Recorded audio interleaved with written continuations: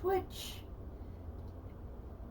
I'm Katiana. We are back with a bonus Friday stream in the morning of Dungeons, Dragons, and Space Shuttles. As promised, I am up. I am awake. I'm ready to get to work. And I'm still sniffly from my allergies. So, let us get some work in before it is time for my basketball games to start. So, bad news. When I went AFK last night, I must have bumped something and got to the bonus, the pause screen, so nothing AFK'd overnight. Ugh. I hate when that happens. So all that time it could have been working on stuff and it was not. So we need to we need to sort of pick up where we left off, sadly, and get some stuff done. So there's that. Get our obsidianite. I mean, I've been living off these blocks for so long, it's going to be time to actually go and get some more, I think.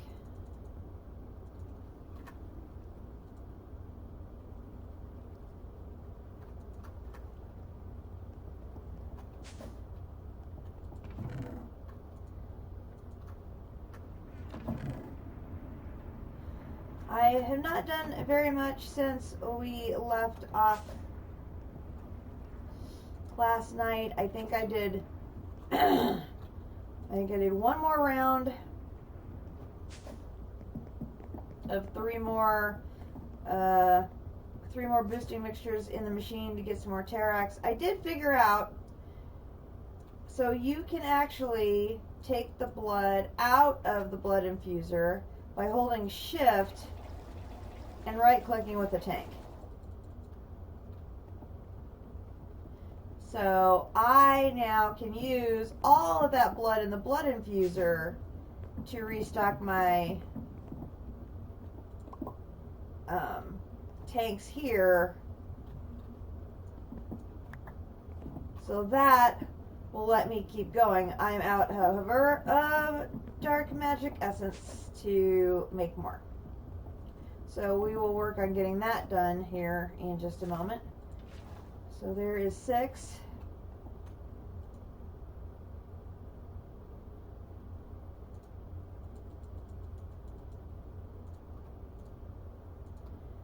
Hopefully I have enough of the Karmazine to do this without me having to go and process more right now. So yeah, the piggies survived the night because they got paused.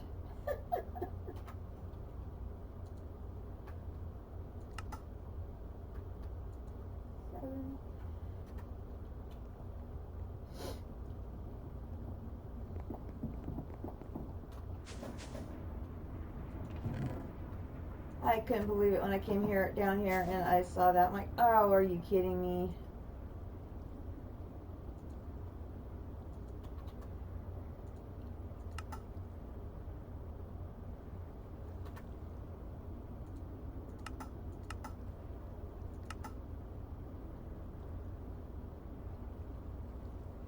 Because I was totally counting on having that machine filled with essence just burn through getting the rest of this Terrax so we can move on and get the rest of the structure frames done this morning. Oh, no, no, no, no, no.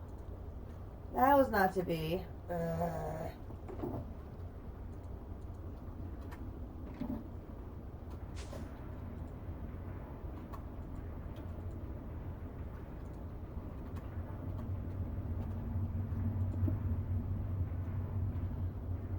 Be able to put my Silk Touch pick back for now.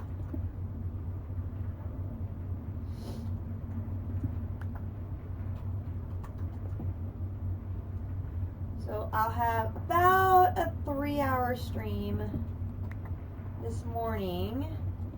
First games tip off about 11:15, and then I will switch over to 12 hours of basketball and knitting, which will be great.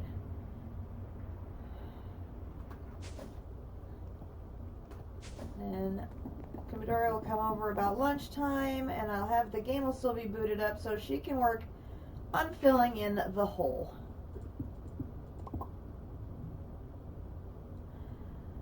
Because I'm hoping she can get the hole filled in so we can have that fixed.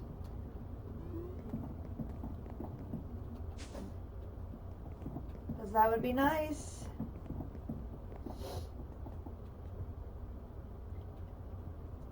And then this has a connection to the power outside, but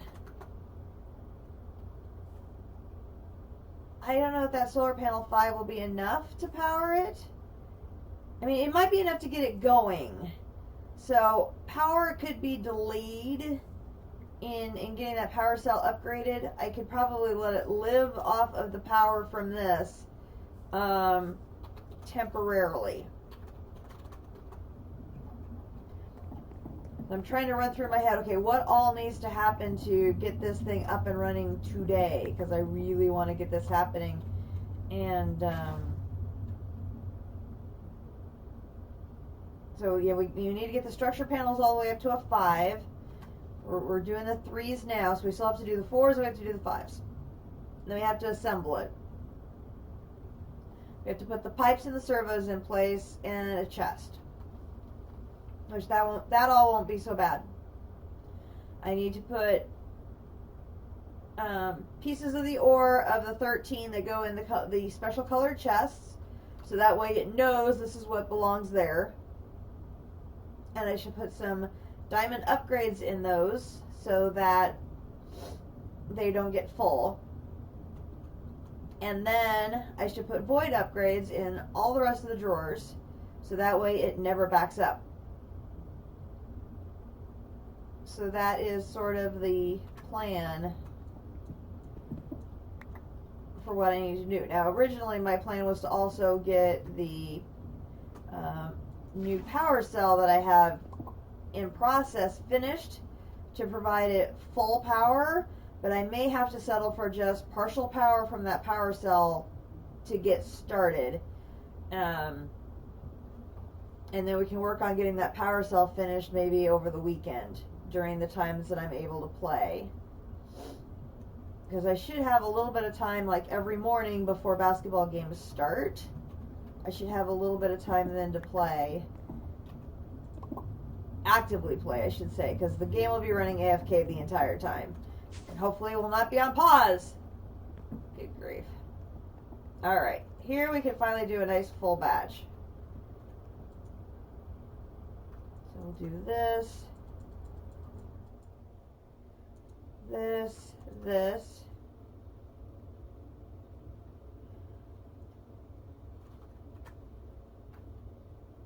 I wondered if that was going to be the case. And I'm out of the... Oh, shoot.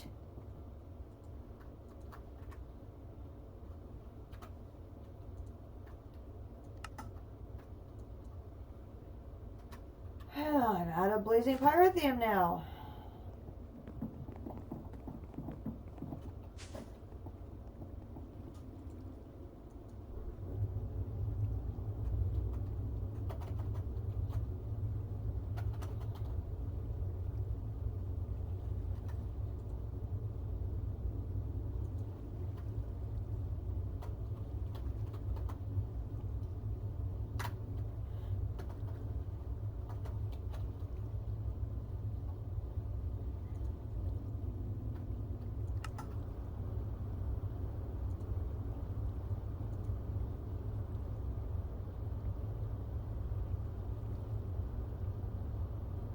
Okay, let's see.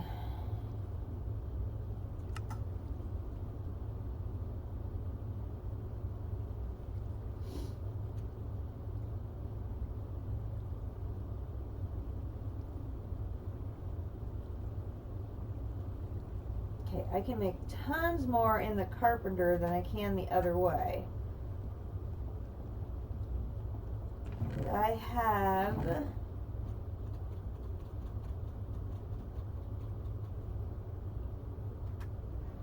the mushrooms.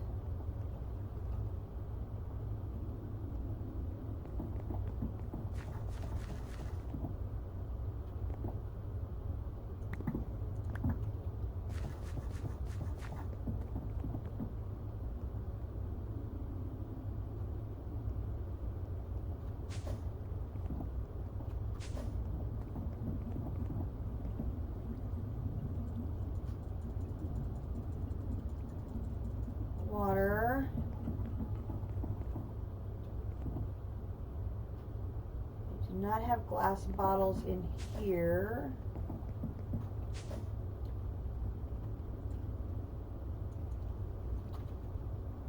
Have them in here. Alright. Let's come up here.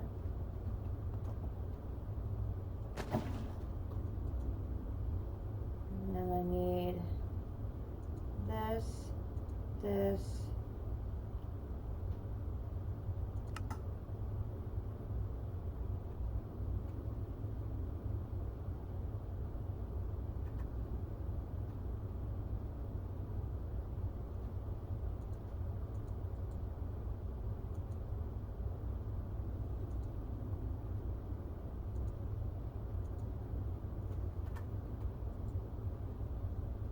oh, I'm out of boosting mixture too. Oh, great.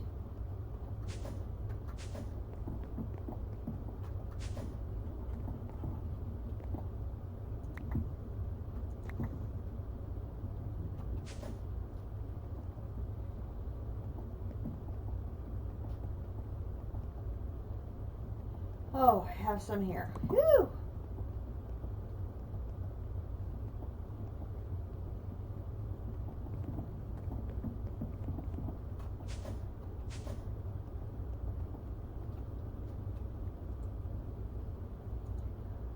That there.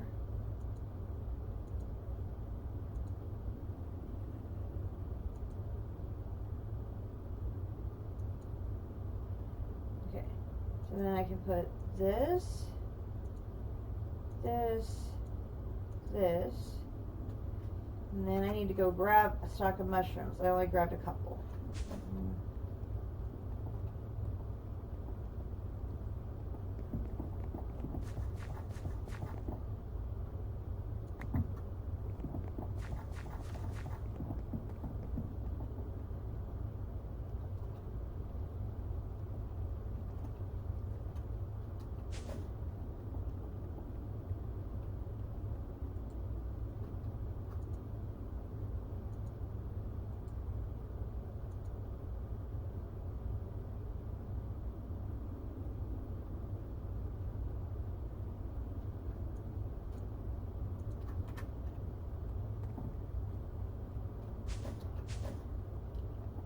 My boosting mixture in here.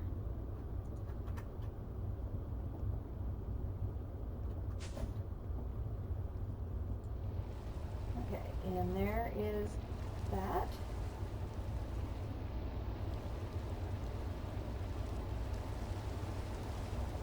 That should be plenty for now. Take this upstairs. Put that in there. Put the tank there to start grabbing it. I'm going to sneeze. Apologies.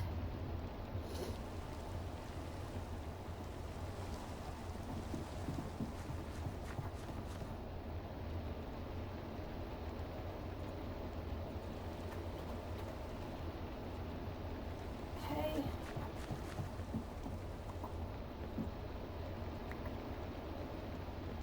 Harvest berries. Oh, and another wart.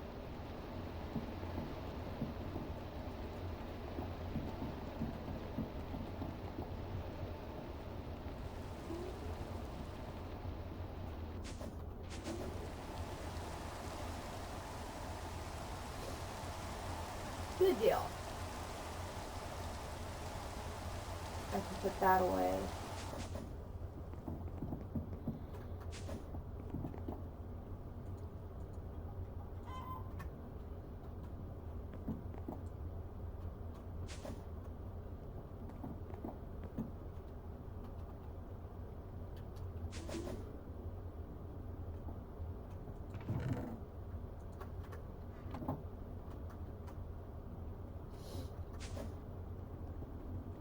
Put that away. Because I'm going to need to make more of those this weekend as well. So that means a ton of majestic ingots are going to need to be produced.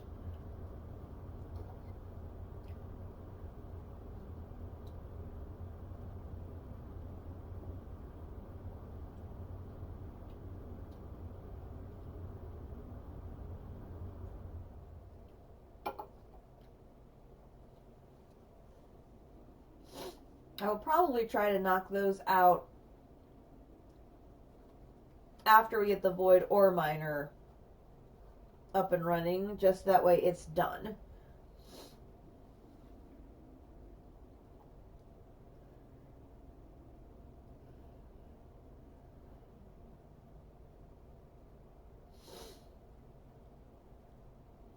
Because then I think that's the last of the ingredients we need for all of our infinity catalysts. Except for the singularities, of course. Alright, here we go.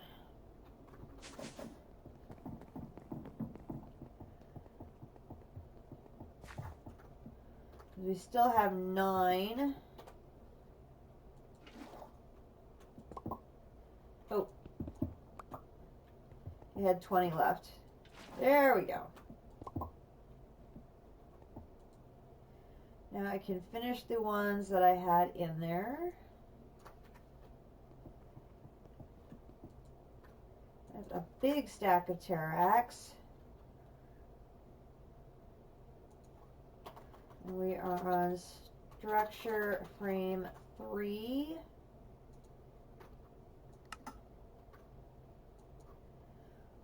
Four left. Ah, almost done.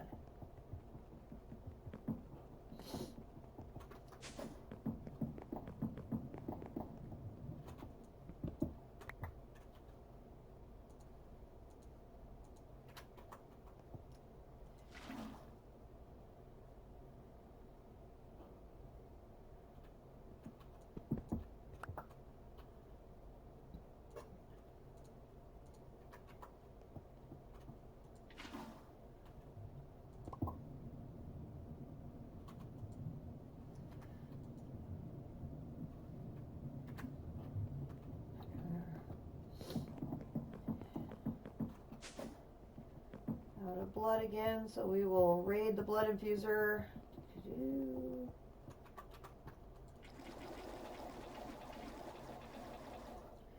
Okay. So glad I figured that out today, because now I can just use the blood infuser as my blood collection device. Hello, Grottle.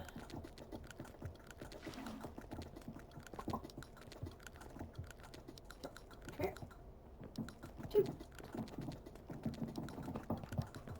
here.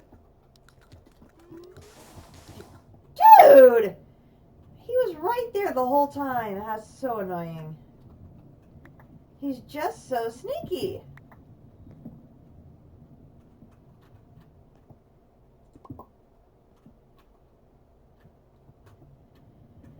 Where are my empty tanks? Here we go.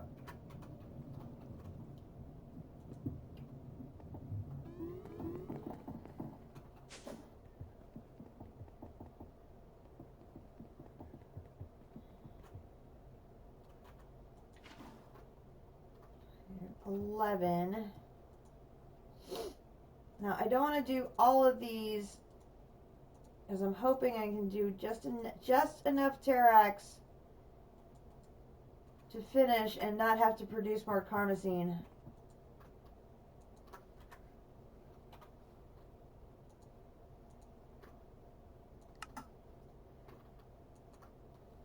One left. Oh, one left. Okay. So I have to do one more.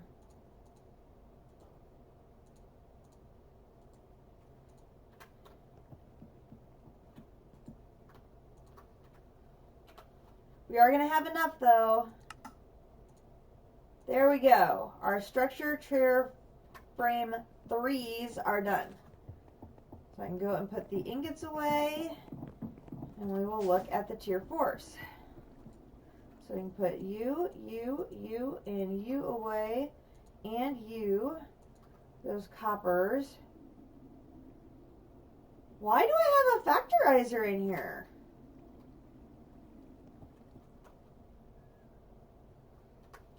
We totally should get that added. Oh, I know why. So when I moved the chest to here, I was able to take that factorizer out. totally should add that factorizer to up here.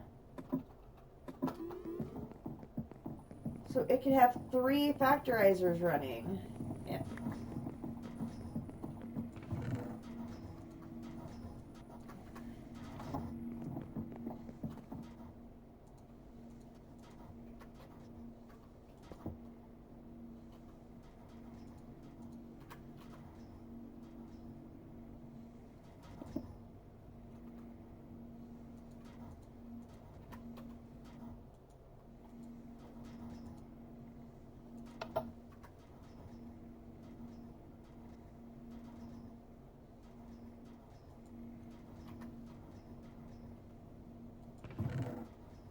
Oh, see, now the other 2 are keeping them so empty, there may not be any for this one to have.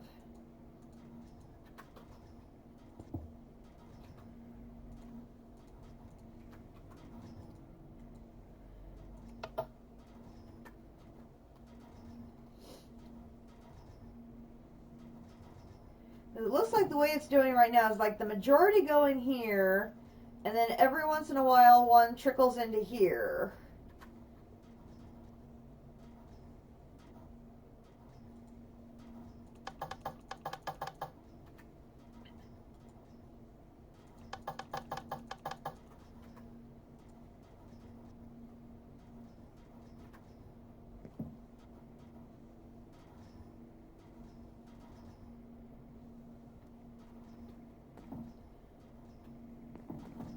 So it looks like a set of 2 factorizers is enough to keep this empty. The third one is not being used.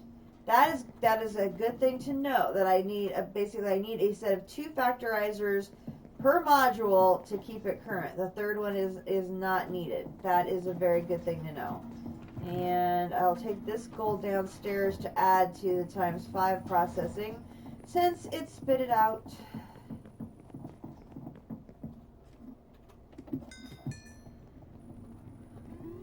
And I do have gold being processed in this line.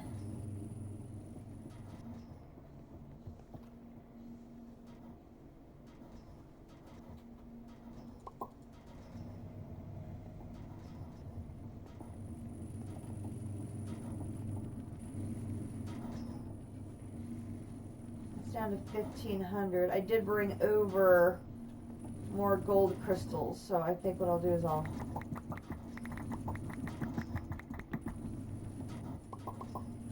top that off as well.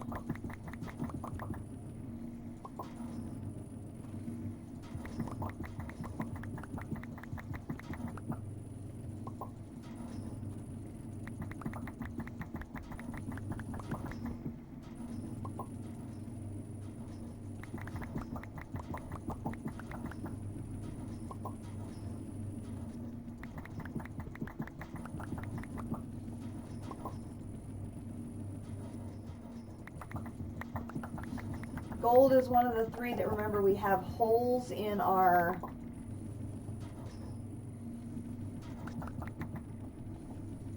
okay, that's now at max, so we'll leave the rest there. Lead is one of those we have a hole in, so hopefully this is going to get one here soon. So that will take care of 2 of our holes.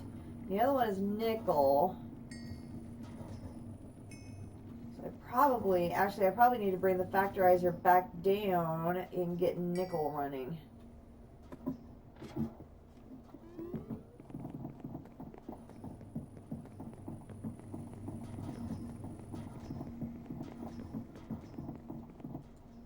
Yeah, if that's not going to get any use,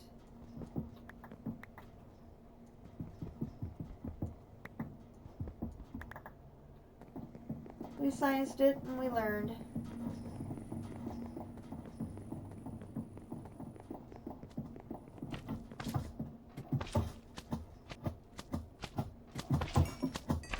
Which is good. Alright, so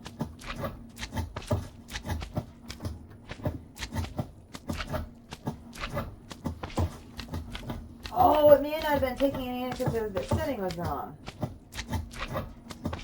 That's alright. let's go get the nickel blocks from over here.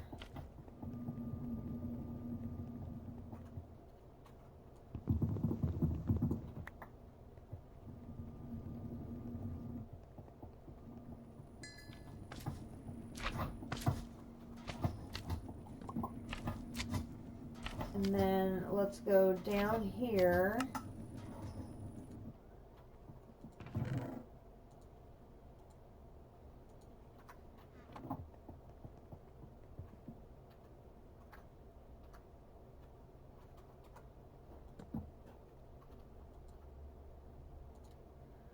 I'm going to borrow one of yours to put there.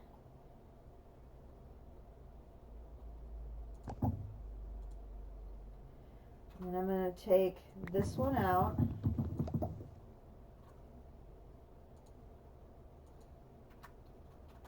I'm going to take this one.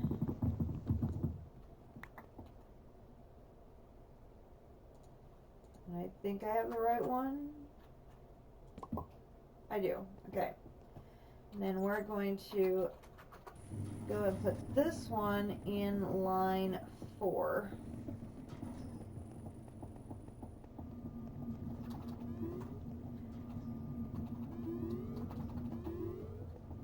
All this time I still haven't learned where I can enter and exit my system yet.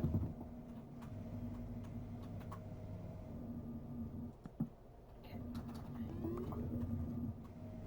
Now I need my little eyedropper. Oops.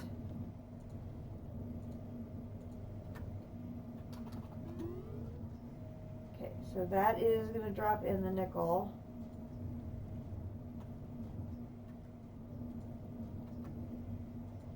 Okay, for a change, everybody is behaving themselves and accepting the nickel slurry right away. I've been having so much trouble when I put in a new line and it like does not want to, these do not want to accept the new one. It's really weird. Okay, so we're going to empty that one. Empty that one.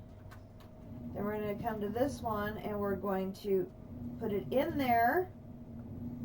Wow, I had exactly enough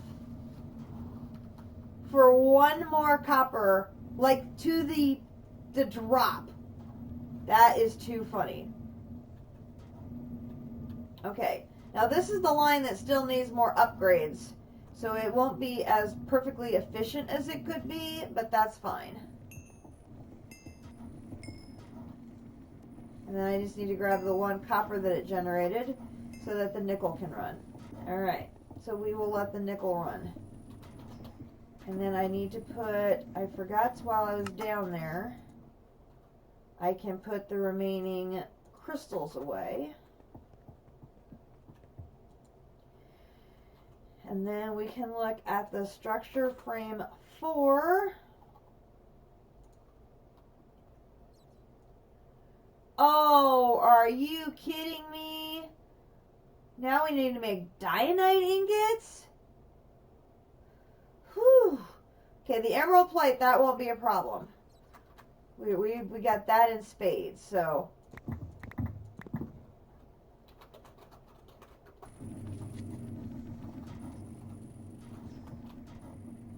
Now I got one little stray nickel ore to put in here. So we got 69,000 nickel ore. We're going to run all of that through the times 5. Because nickel is like one of the rarer ores. I think that one I want to always times 5 it. To get the maximum number of nickel that I can. So let's go back to... No, actually we're going to come over here.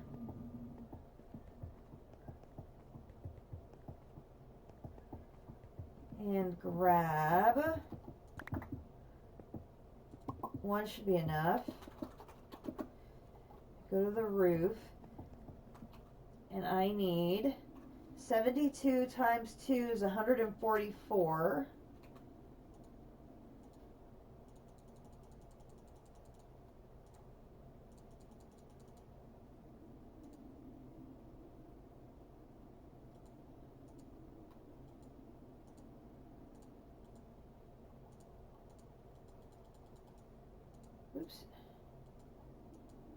Should be 64 and 8. No. It'd be twice that.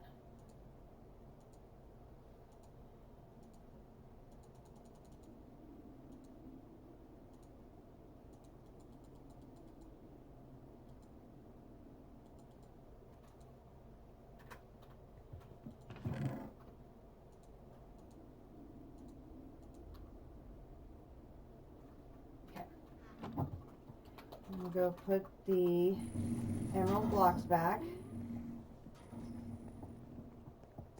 Math is hard first thing in the morning.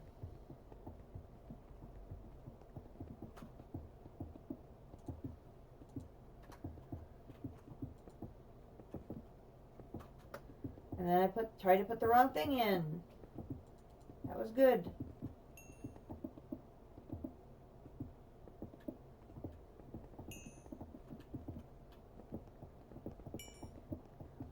Normally, first thing in the morning, I have to take at least one of the pickaxes over to get healed, but since I was AFK incorrectly last night, don't have that problem. Ay, ay, ay, ay. Okay, so we've got... Those are under production. I have those. So now we need all the dianite we can find.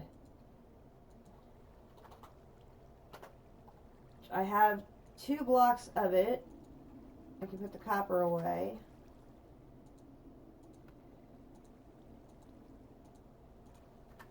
And then we'll put the emeralds in there.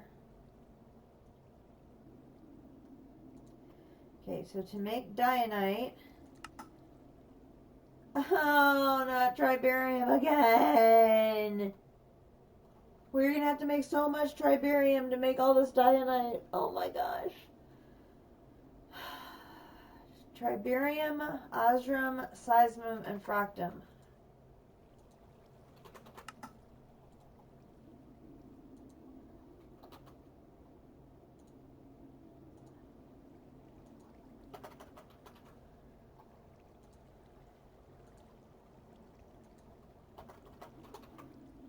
I have no fractum. Now, I'm going to have to look up how to make... Seismum is obsidian, tribarium, and ezo. So let's take the ezo and we'll take some obsidian.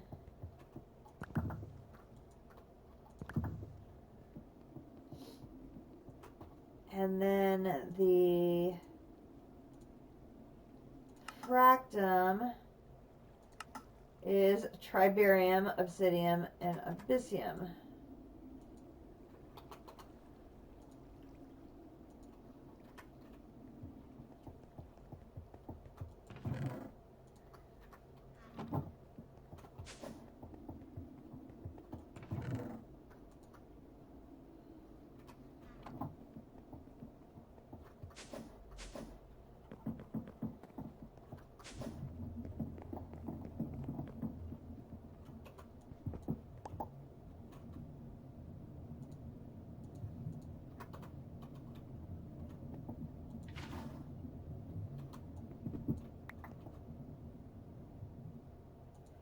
This is going to be a lot of boosting mixture. I mean, a lot of boosting mixture.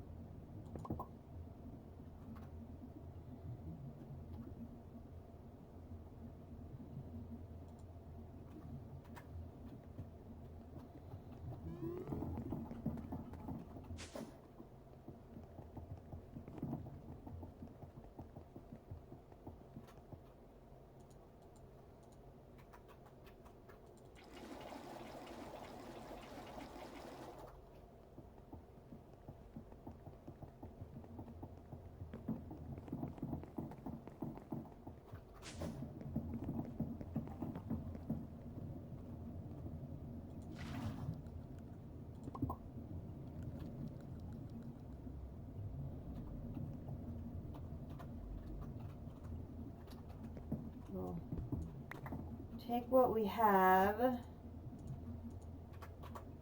put it tank up there. I can put the dropper away. I can put those two tools away. I can put the servos and that away.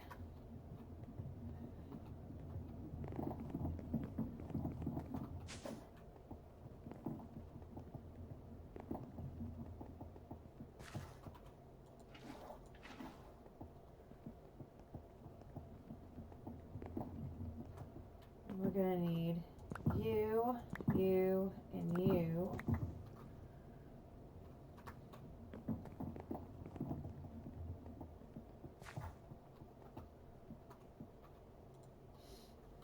How much did I have in there now? I gotta keep track. 17. Okay, so the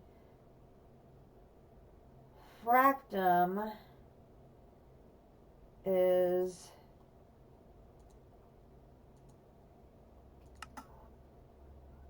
so it's 3, 1, and 1. I'm out of fractum. To make some of that is 3, 1, and 1 with this. So I've got 3, this, and this.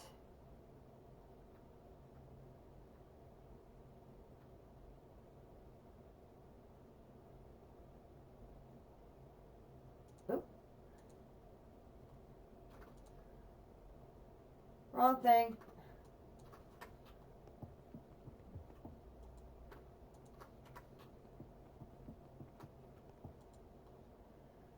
Okay, so the seismum is this, this, this, and this.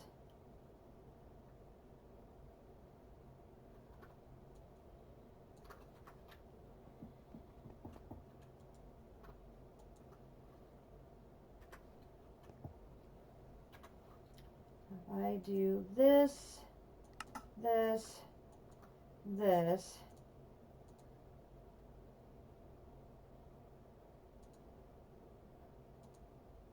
here's 3, 3, and 4. Okay, so we got 13 done already. That's pretty good. How many do I have left in here? 9. Okay, so now I'm out of this. 9 times, let's see if I want to do,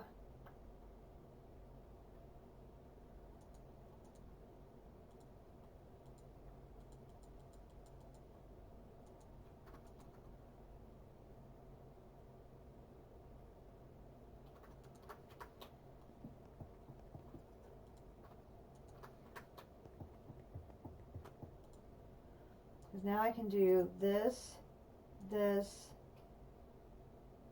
this, and this. Now I'm out of the not the fractum, the seismum. That is this, the obsidian, and the ezo.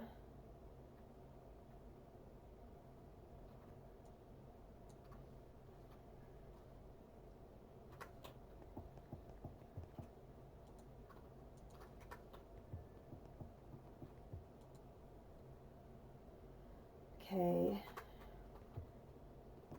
How are we doing here? 6. Okay, so I can do 1, 2, 3, 4, 5, 6, 7, 8, 9, 10.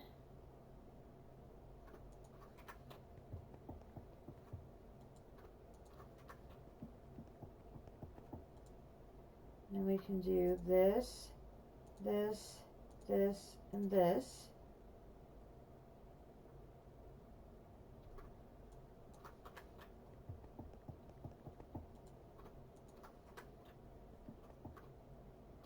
Just one left. So we can do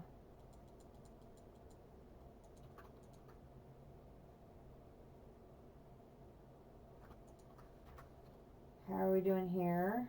Still good there. And 6 more.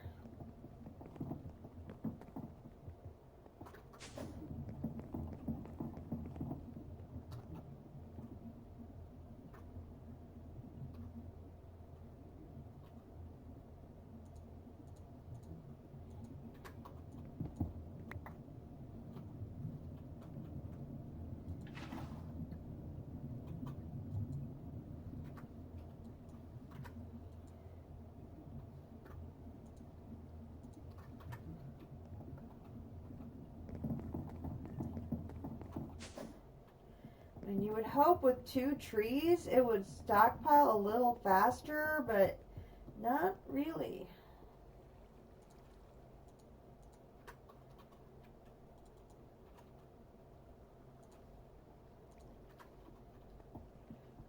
Part of the problem is I am using the fluid infuser, which will go faster, but it only processes the logs.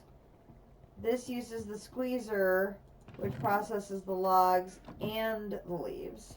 So it gives me an option between the two if I wanted to hook it up that way. So that's why I'm doing here is I have a squeezer, so it's able to take both the logs and the leaves. And I meant to get another one of these.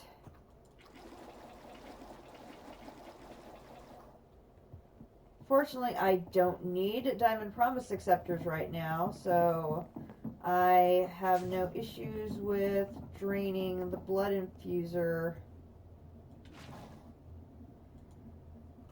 And we can put this in here as well.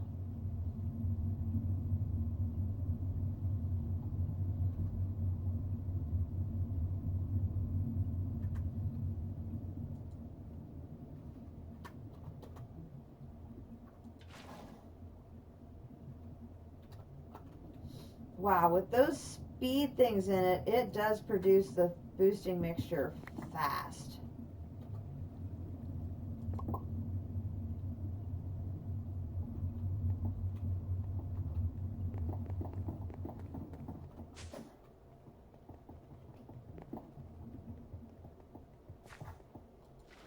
All right, 16. Now we're gonna have to play a little math here to do some gyrations.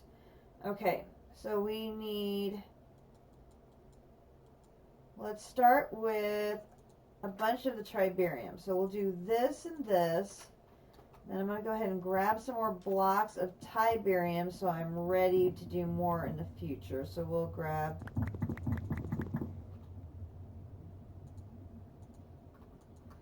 restock that.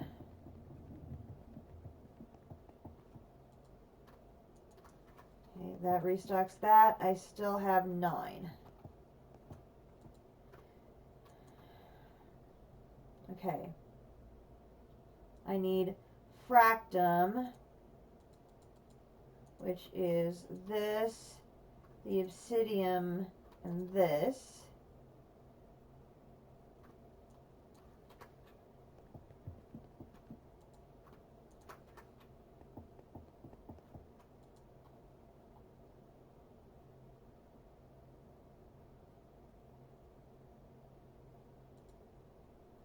So I can now do this, this, this, and this.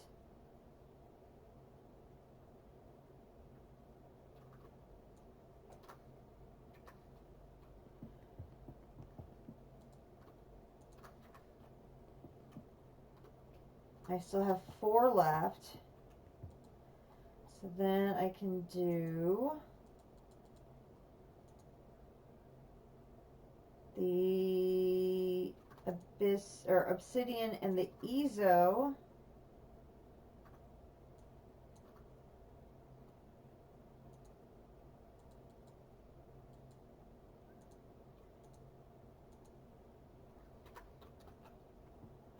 I have 3 left. I can do this, this,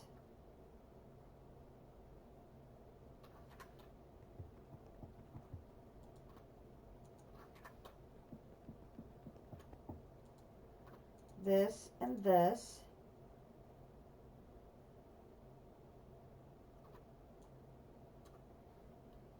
And then I can do this and this.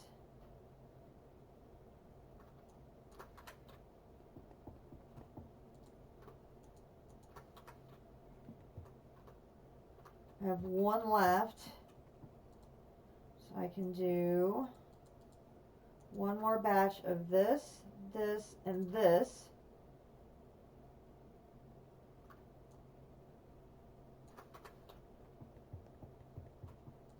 It's like playing Tetris. Oh my gosh. Okay, so that, and that, and I'm able to do 7 more. Oh, now I'm out of emerald plates, so I can go grab more emerald plates, and that'll let me do a couple more.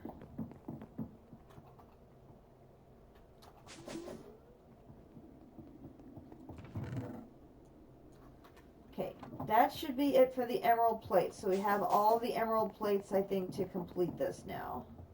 So now I can do this, this. Yep, there's 2 more.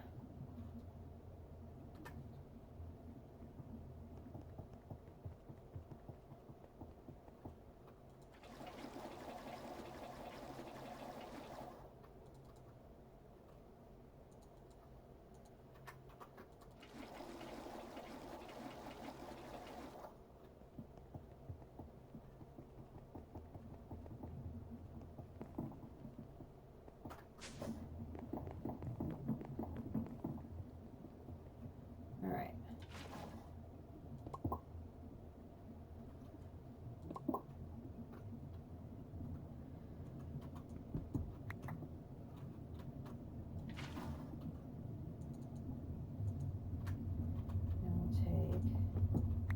This. All right.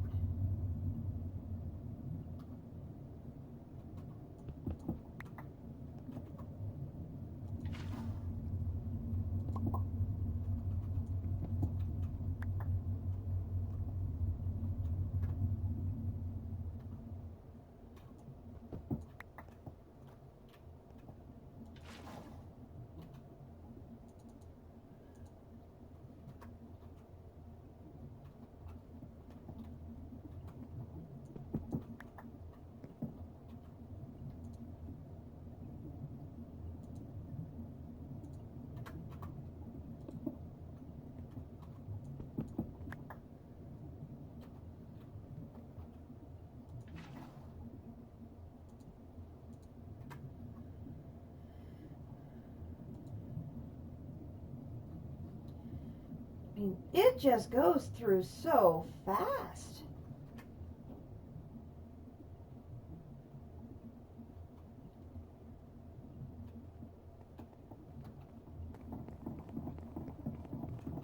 Okay, here's another round of 16.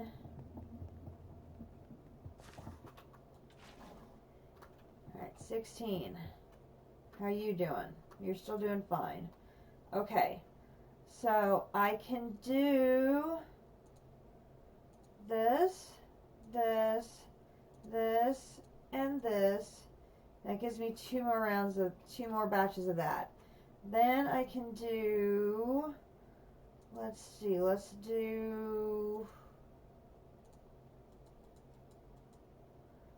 this and this.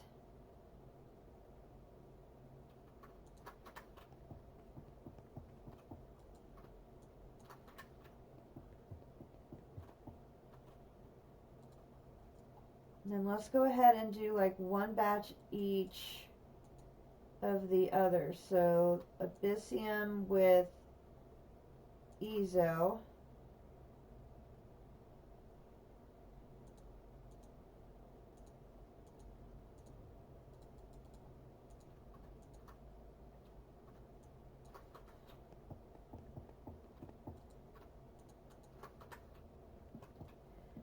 And then I've got 7 left.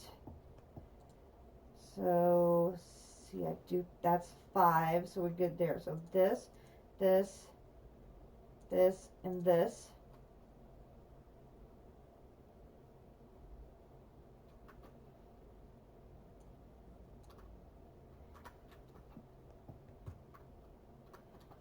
Two.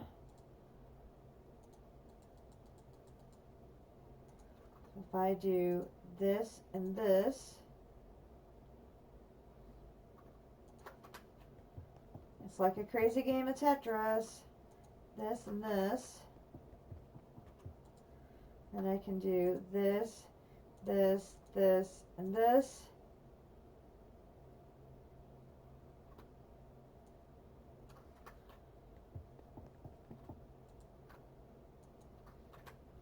and do this, and this, and this.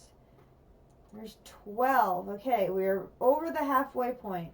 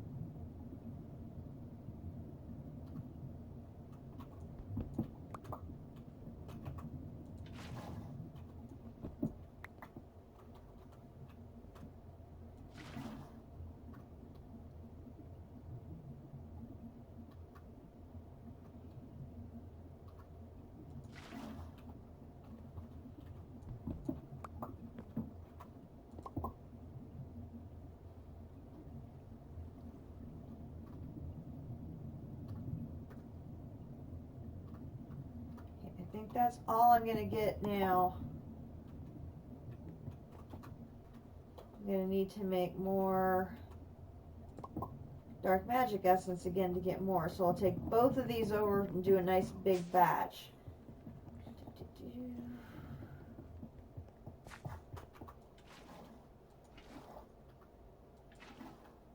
28.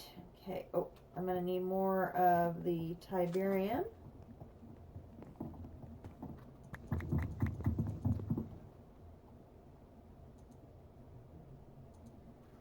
Okay, I did not need all of it. Did not mean to take all of it.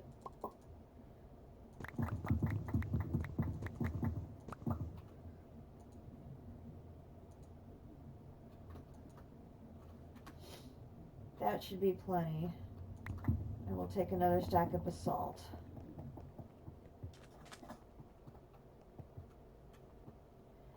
Okay, so let's start with do half of that.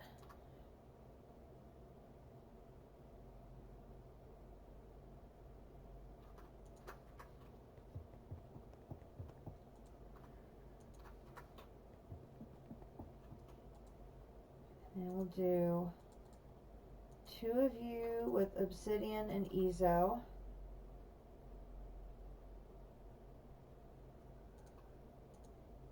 And 3 of you with abyssium.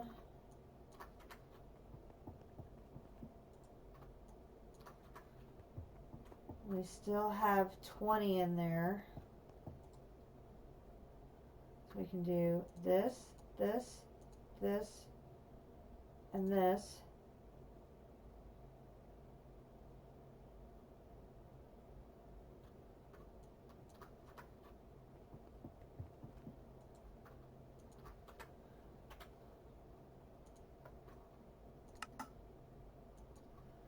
Just 9 more. Still have 14 left.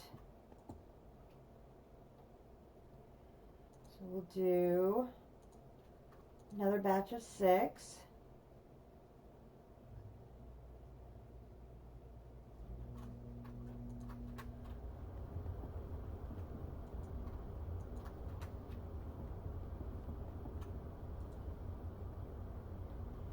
Fractum is the abyssium one.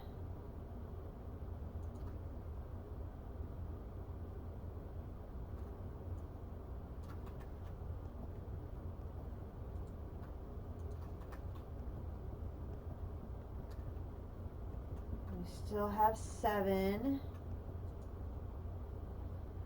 Do this, this, this, and this.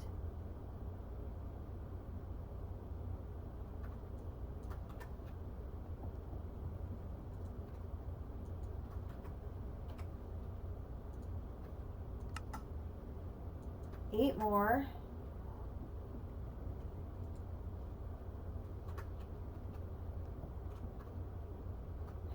2 left.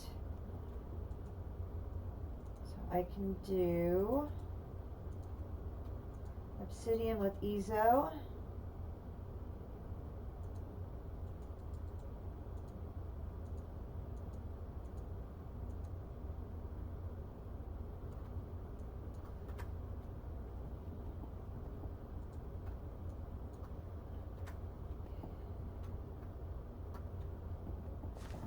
Okay, this is going pretty good. This isn't so bad.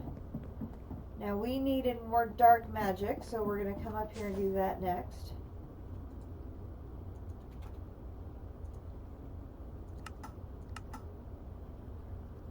Okay, we need to do more.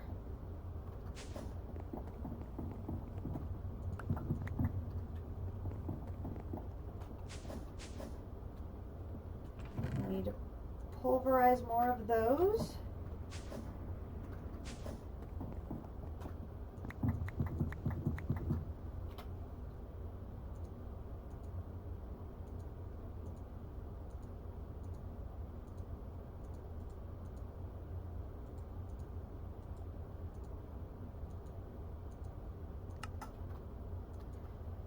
More glowstone.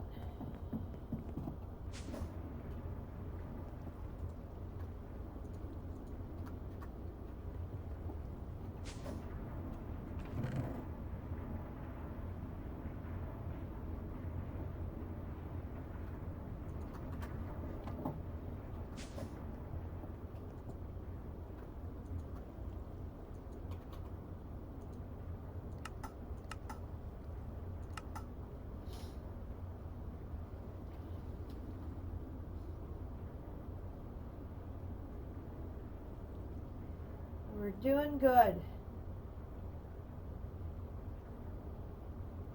One more big batch and we should have it.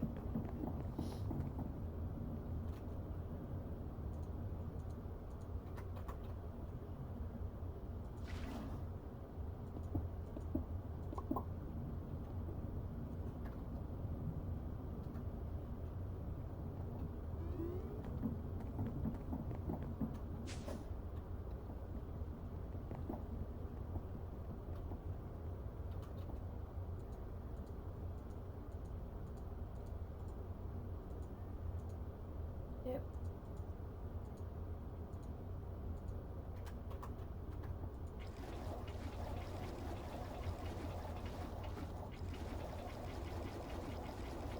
Yeah, we're draining that down considerably. It was up close to 600,000 and it was down to 430 now. So hopefully once we're done with this, it's going to get a chance to restock. Alright. I'm going to go grab another drink because I've already finished my morning drink and I need another one. I will be right back.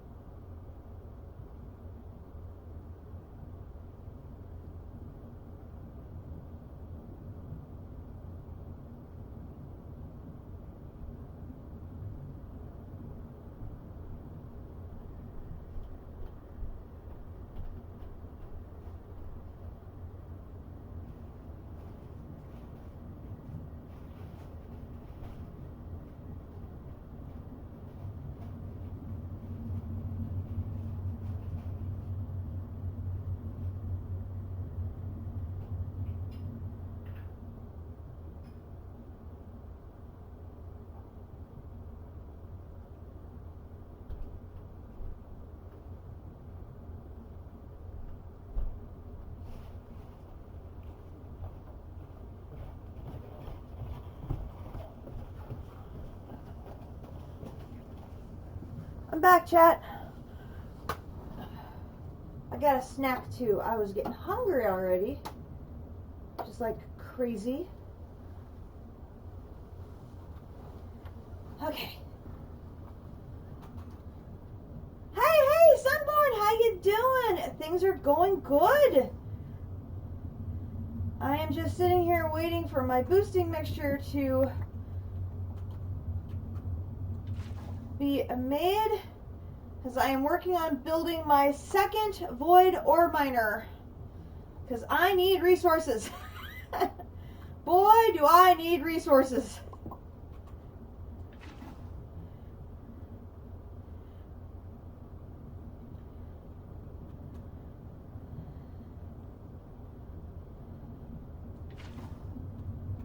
And I have other things going on today, and so instead of having a stream in the evenings like I normally do, I am streaming this morning for just a little bit before my other things start a little later this morning. So yeah, how are things going in your world?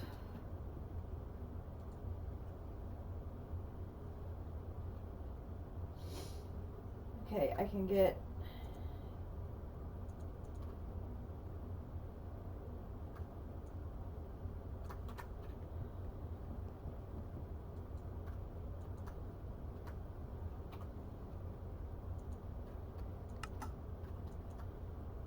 I have all of the pieces and parts for my void ore miner except for the structure frames. I am currently working on getting them up to tier 4s. And my goal is to make the second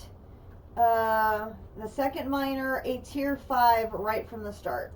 So that way I will have 2 tier 5s running.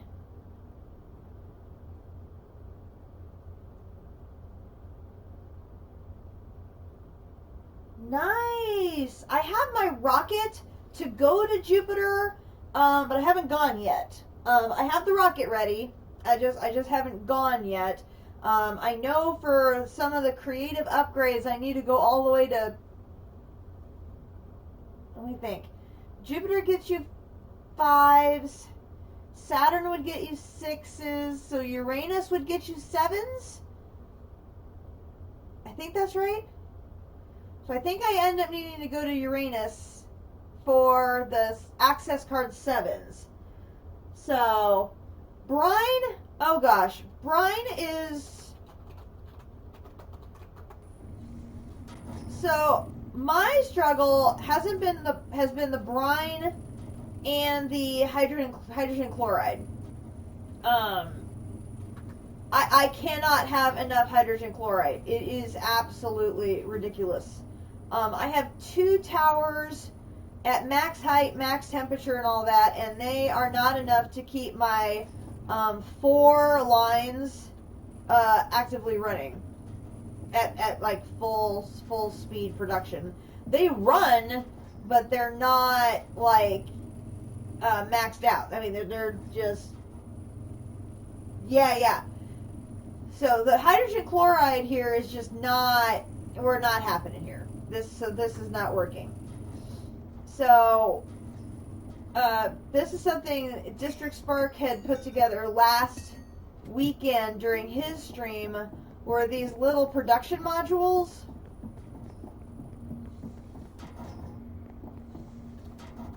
Which is basically just, come on, get on the chest, get on the I hate these boots. They're so bouncy, and they just will not, they bounce too much, and they won't stay where I want them to stay. Oh, fine, whatever. So he came up with the idea of these little production modules that are basically 3x processing, but they take advantage of the fact that the purifying factory is making 3 and providing it 3 areas of output, and so you basically have 3 lines processing out after the purifying factory. So you have this little, basically this little mini module generating ores, and the speed at which this thing goes is ridiculously good. I mean, this thing is kicking out blocks like nobody's business. Yes, it's really good, and I had to play around with my oxygen setup downstairs, and it's failing again. Every time I fix it, it works for a while, and then it breaks again. So that I can't have stable oxygen. I really need to build the machine that makes the oxygen. I need to build one of those so that this is not reliant on the machine downstairs, because it keeps acting up. Every time I fix it, it breaks again. But even when the oxygen is not stable, it's still knocking it out of the park as far as speed. But I swear I don't know.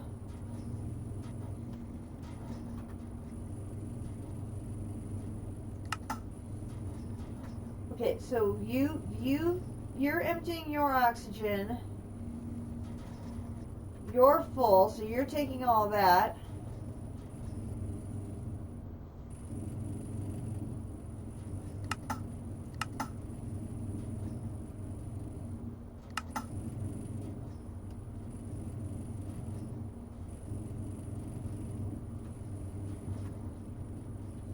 I just can't seem to find the right combination for what should be dumping where to keep the oxygen flowing nicely. It's really kind of complex.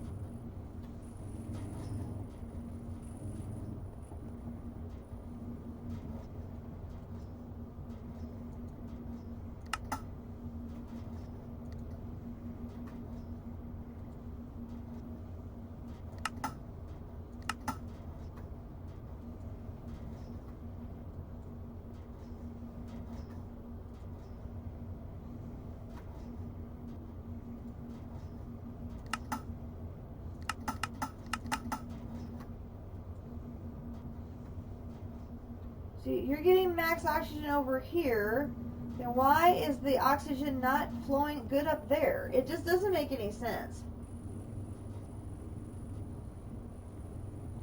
Yeah, I mean, we need millions of ingots, and the 5X is great for...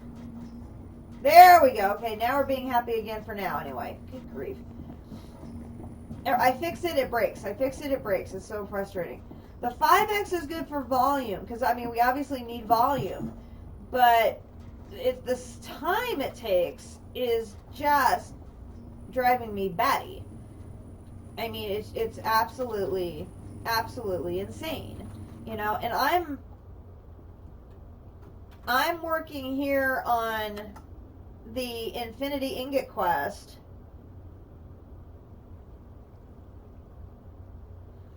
and so I need to make 80. I need 80 Infinity Catalysts for that quest. 80. So I am churning out extreme singularities just as fast as I can. And it's still not fast enough. I mean, I've been working on this quest for probably, a month? It feels like a month. And I have all of 13.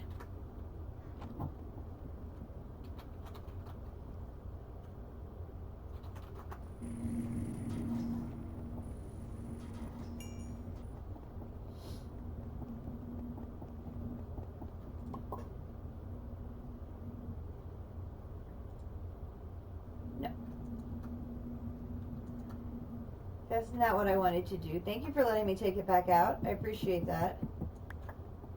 So I had run my copper through that new process. I was able to get 4 copper singularities out of that. Now, I left some on the table because it didn't go through the 5X, but it got done so fast.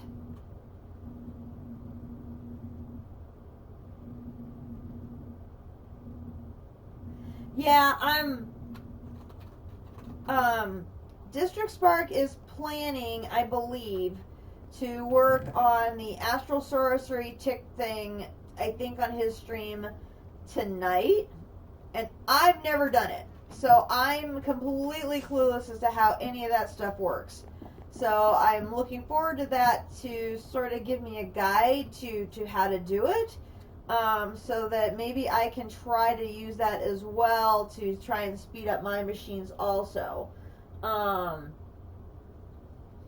I think once I get the second void miner going, so that I have two sources of ores going. I have the space set up for it. I have the drawers set up for it. I'm ready for the second one. I just need to get the pieces and parts done, and then it can be set up. So I'll have two tier 5s going to feed my to feed all of my processing. Then what I want to do is get a whole series of, get up the ladder, thank you. I'm going to get a whole series of these 3X modules built, and then basically just run them all the way down this roof. And then I'm moving all of the ores around using ender chests. So I've got this like whole ender chest network thing going, so that I don't have to worry about moving any of the ores around. It's just moving around in a coordinated network that's directed by the ender chest color coding system. So then I can direct the ores to go to here, and then the ingots are being directed over here to the factorizers that'll automatically get everything into the system to get blocked up. So I've been using the system so far on my pickaxe processing system, which that's been just knocking the ball out of the ballpark as far as its processing. You know, the problem I have here is it's so darn efficient, I don't have ores for it to process all the time. I mean, these are sitting idle, waiting for ores to process.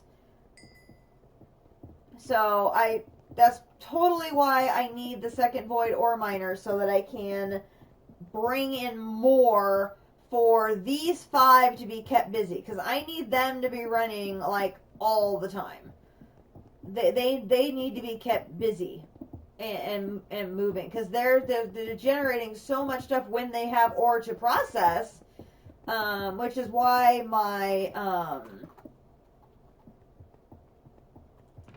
I've got 23 lapis, 11 redstone, and 11 nether quartz, 5 diamond, 3 emerald. These 5 here are the ones being produced by the pickaxe system. And so these are just getting knocked out of the ballpark as far as production. It's the metallic ones that have been falling behind.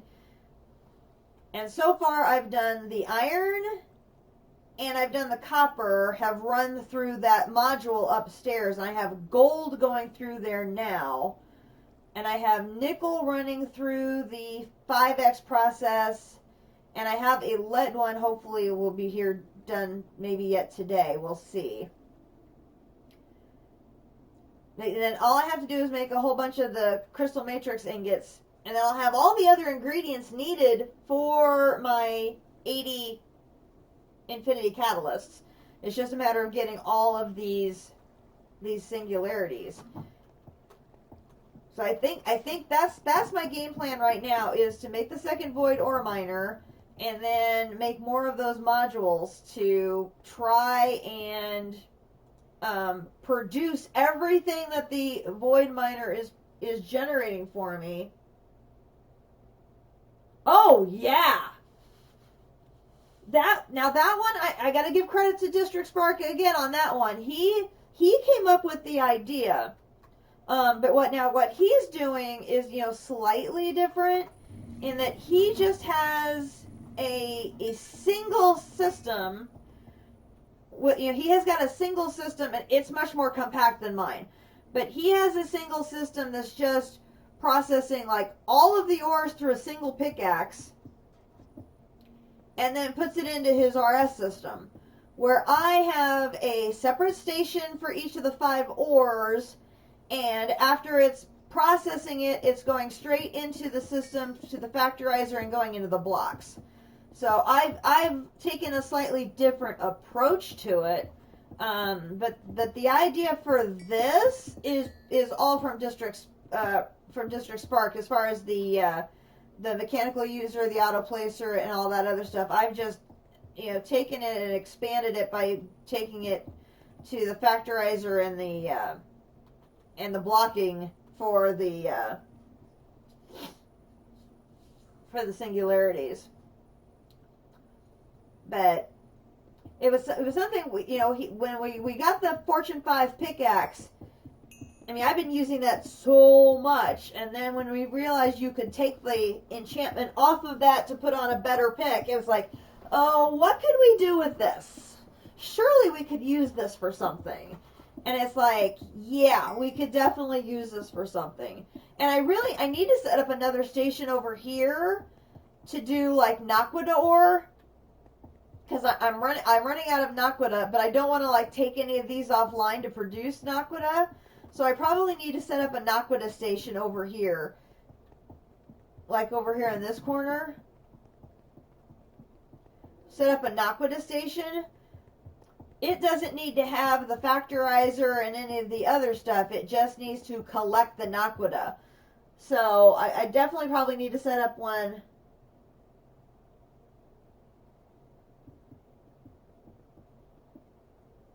Constructors. RS constructors.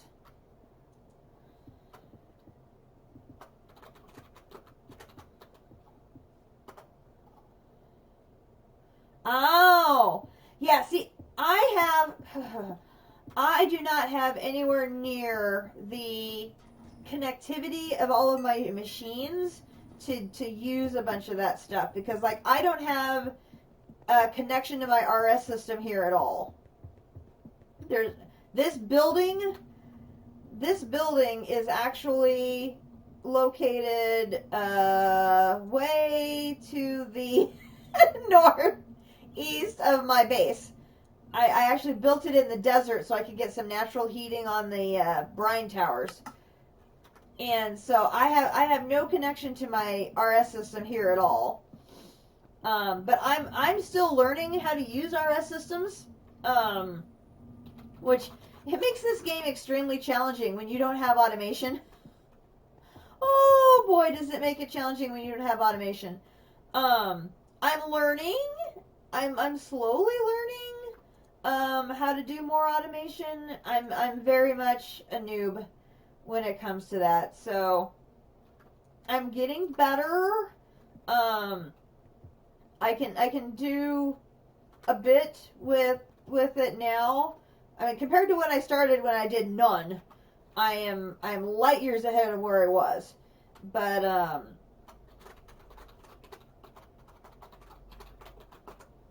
I still have a ton to learn in that department as far as how to use the RS system and importers and exporters and exporters and patterns and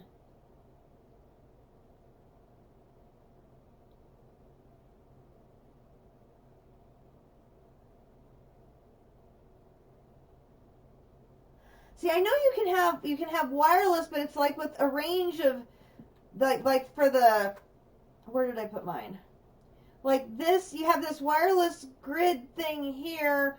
It has a range. If you put the little wireless transmitter, you have to upgrade it and it'll let you reach your RS system via this, like to 64 blocks. Which that's another upgrade I've never gotten around to doing. There's so many upgrades. But then I'm so compact here that I just bounce around with my waypoints and stuff to get where I need to go and grab what I need. So not having that instant access to my stuff has not bothered me really much at all.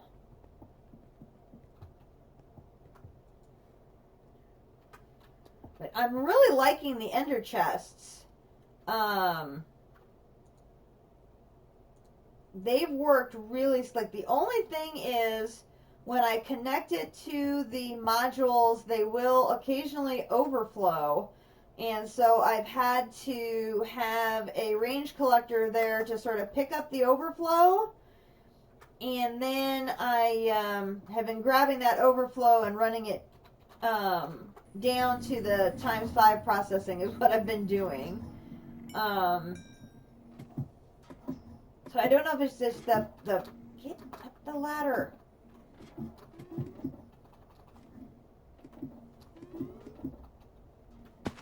Seriously?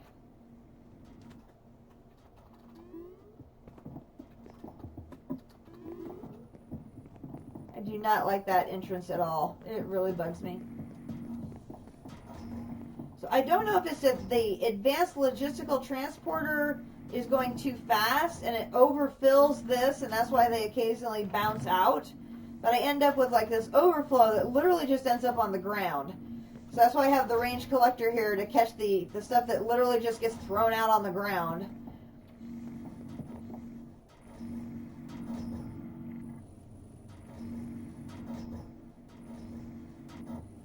Oh! A network receiver and a network transmitter. You can basically have the receiver act as a controller for your RS system regardless of distance. Oh, let me write that down. A network, my pen will write, a network receiver and transmitter.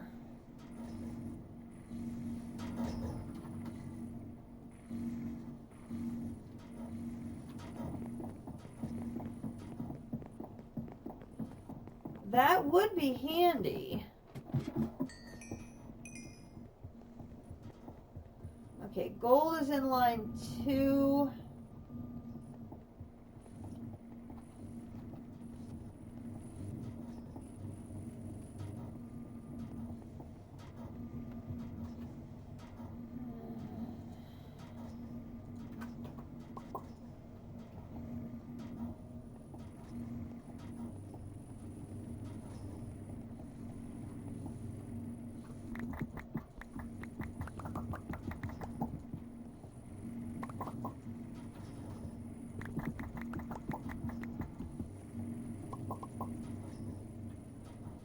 Okay, so now this is empty.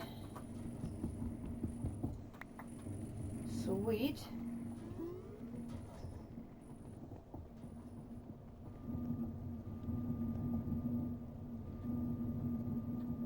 Those are still working on filling up.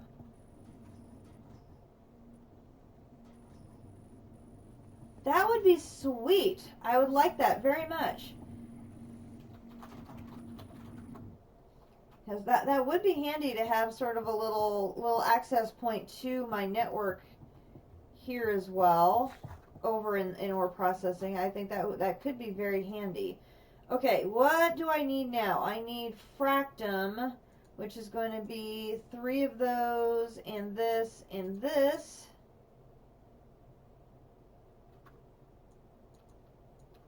And then we're going to need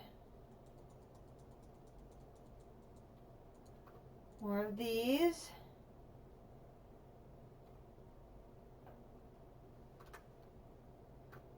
Yep, we ran out of that.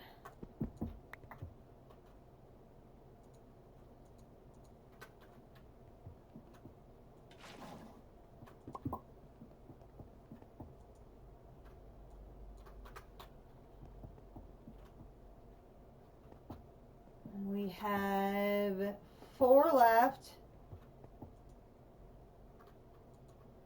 So now I can do this, this, this, this. And that is obsidian with Ezo.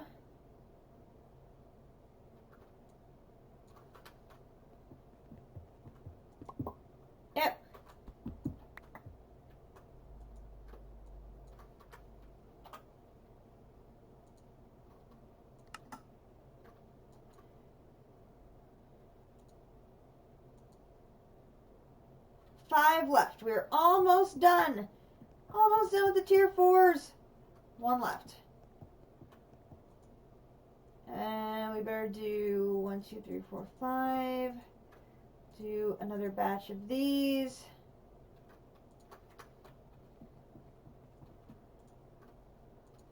One more batch of boosting mixture and we should be able to finish up the tier 4s. Woohoo!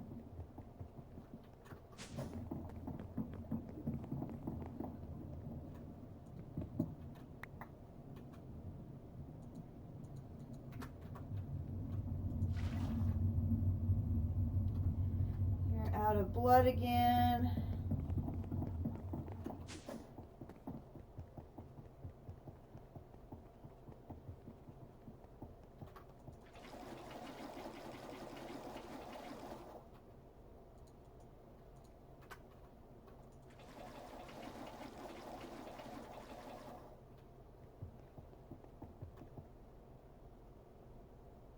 Oh, dude, boosting mixture is like an absolute must. Absolute must, because it gives you so much more when you're processing stuff.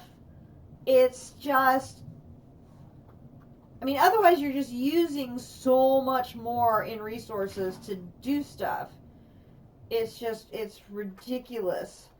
And I have this it's not fully automated because I have to sit here and feed everything in, but it's close. I'll drop that off.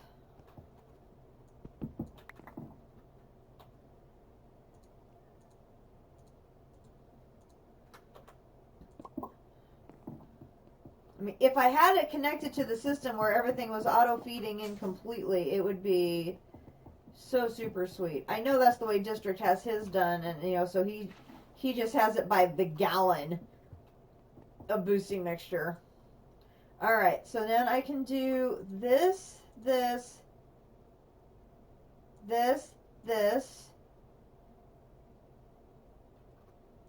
gives me one more batch.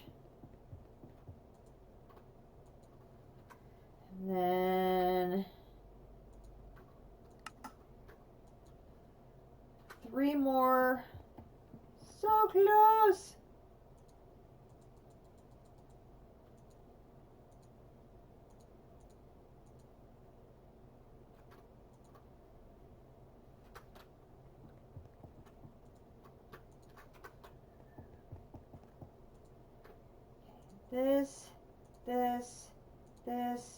This. That might be enough.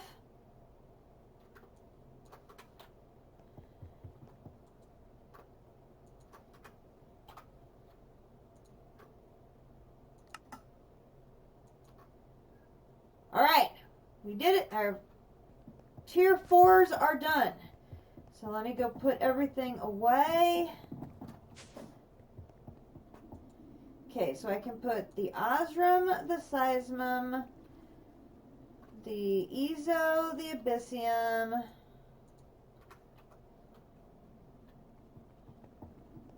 the Obsidian,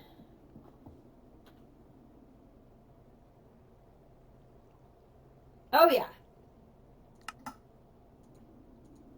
Yeah, if you have your system fully interconnected, which it sounds like you do, you'll probably be able to get fully automated to a level I don't. But I try very hard not to do anything in either of my 2 multi-blocks without the boosting mixture. Alright, tier 5. Solarium and Nether Stars. Oh boy. Alright. Okay, so there's that. I need 144 Nether Stars. Whew. Good on Nether Stars.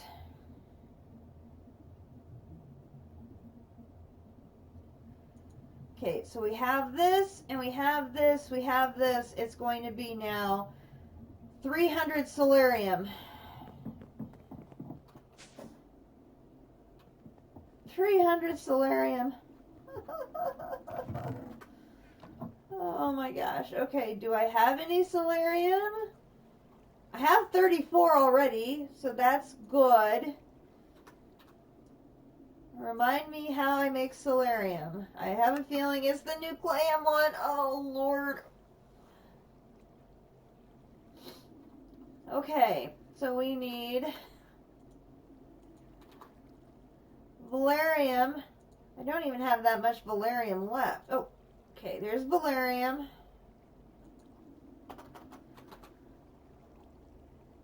Uru. And then the nucleum. I don't have any nucleum.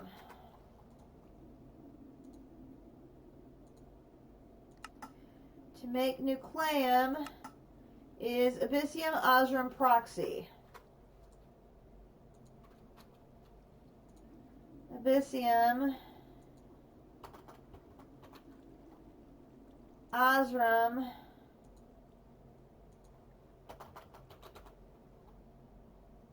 and I have no proxy. Okay, we're just going to go down this rabbit hole here. Do do do do do do do do. Proxy. Proxy is Promethium, Palladium, Ezo. Promethium, Palladium, Ezo. This, my friend, yeah, this is why we need boosting mixture. Because the extra it generates from every single time I run this thing through is so, so valuable. So, so valuable.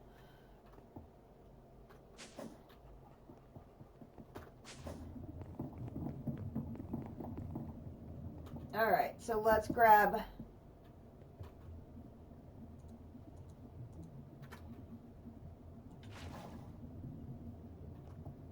that there.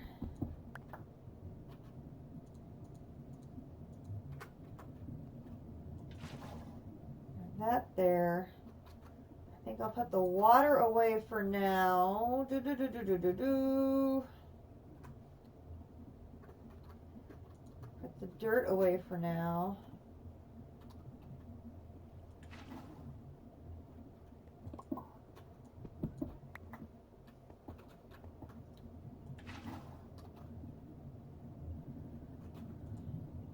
And I did put some speed upgrades in here to just knock this thing out of the park as far as how fast it generates, because I need the boosting mixture and I need it now.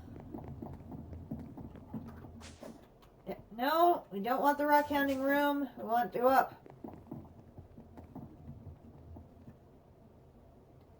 Yeah, this is definitely...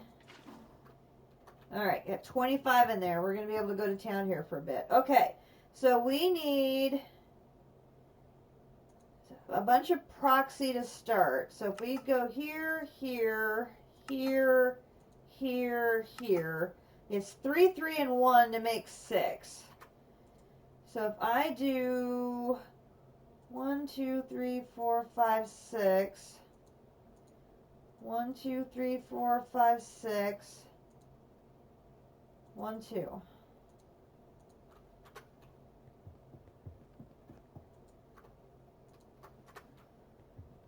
Okay.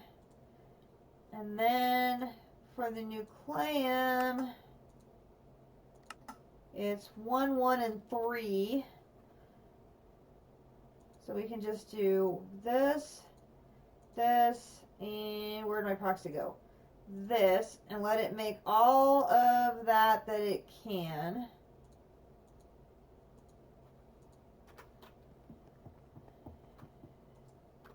$24. Boom. Okay, and I didn't want to do that. 19. I still have 19. Okay. So now for solarium, it's 2, 2, and 1, and I have 19. which means I could do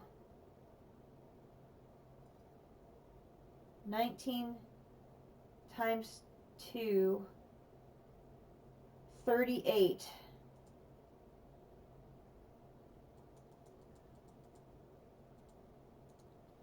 Okay, so valerium, uru,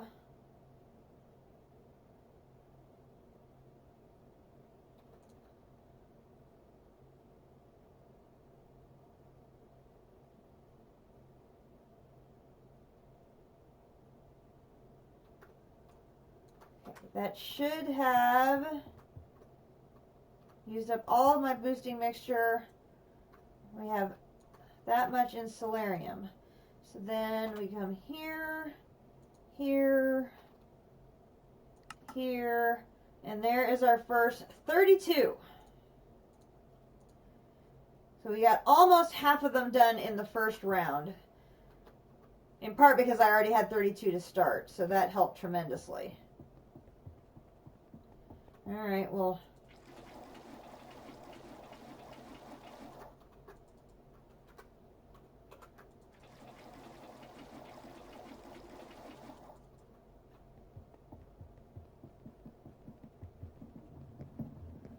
So glad I have that thing for blood generation. That is saving my butt today.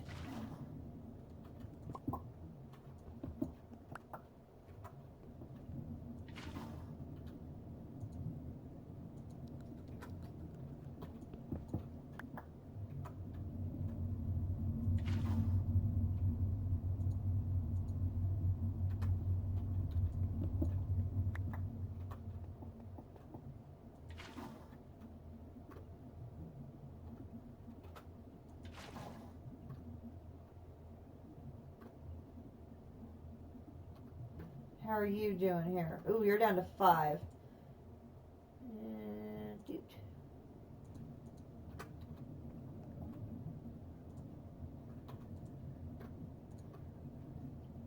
Top you off. Let's see, put you in there, put you down there. Then I can take that one, put that one there.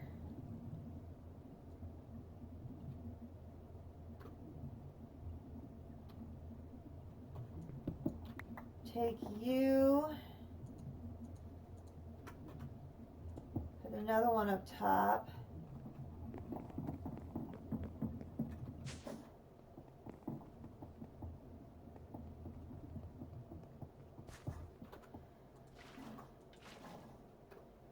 Okay, we got 21.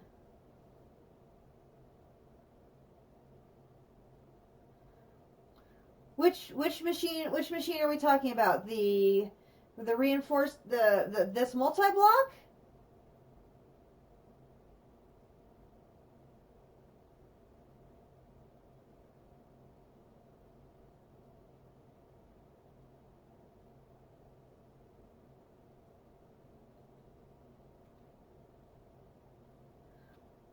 Oh, the advanced alloy, whatever this thing's called. The advanced alloy smelting factory. I just think of it as the multi-block because that's just a mouthful to say.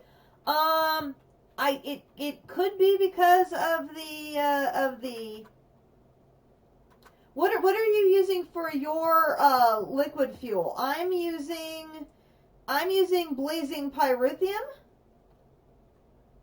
for my liquid fuel.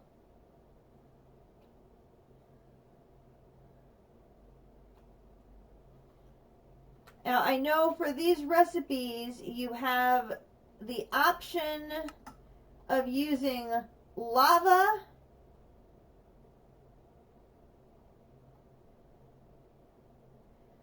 So like for here, if you use lava, its processing time is 10 ticks. If you use blazing pyrithium, it's still 10 ticks, so it should be the same. This is if I'm using the refined boosting mixture. If it's lava without the boosting mixture, it's 50 ticks. It's the boosting mixture. It's 10 ticks versus 50 by having the boosting mixture. So not only, I didn't even realize that, not only do you get extra quantities, the processing time is significantly faster. Holy cow. I did not notice that before. So not only do you get 2 additional units per production, the processing time goes from 50 down to 10. So yeah, it doesn't matter if you're using lava or blazing pyrithium. The liquid fuel doesn't matter. It's the refined boosting mixture. Oh, God, yes. Yeah, the time savings there is huge. I had no idea. I was always using it for the additional production. The time savings is huge. I mean, that is a crazy amount of speed. Thank you, refined boosting mixture. Much appreciated. Holy cow. All right. I need... What do I need? I can do a little bit more here. No.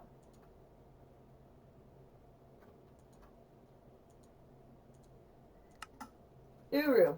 That's what I need. I need this, this, and this. So I can do the last 5 of that.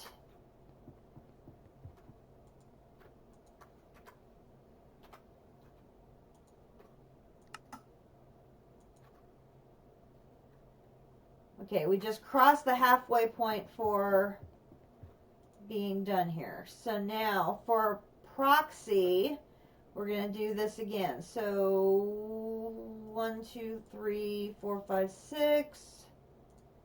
1, 2, 3, 4, 5, 6. 1, 2.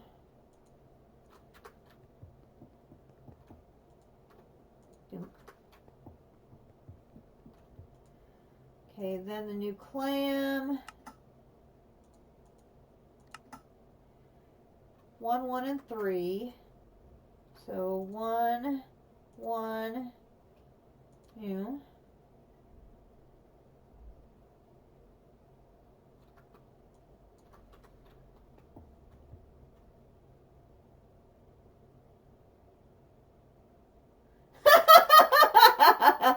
Yes, yes. What kind of sorcery is this? This is the joy. The joys of refined boosting mixture.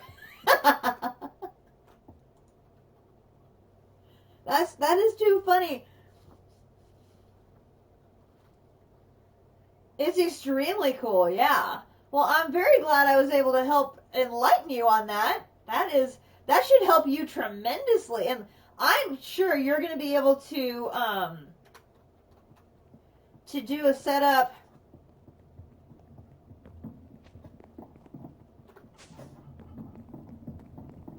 much better than mine. I mean, mine works. It's just it's kind of a it's kind of goofy, but it works. I've got 2 undead trees that are creating the blood that creates the logs that go into a fluid transposer.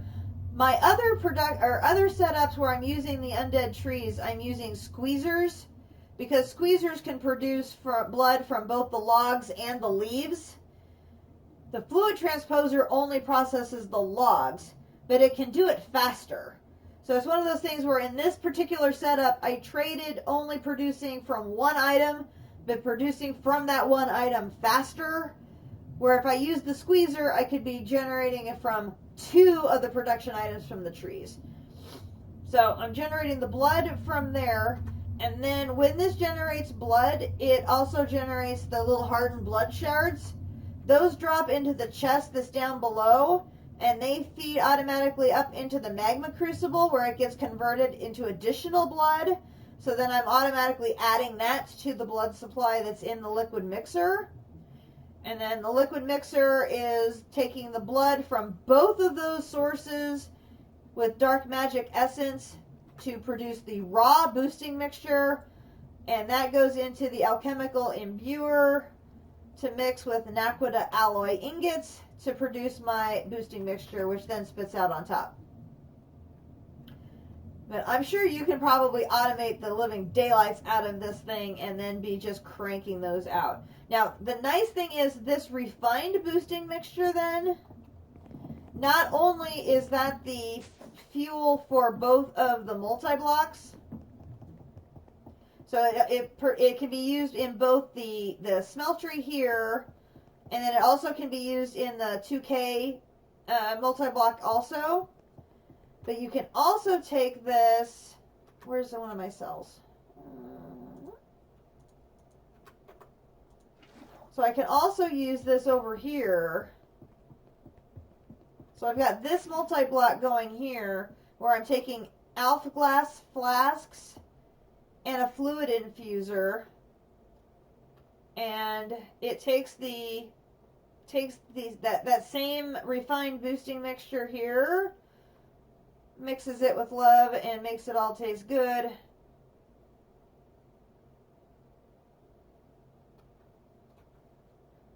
It's going to take a long time now because I took the speed boost out of here. And it's going to make me the boosting mixture that I use in the Carpenters.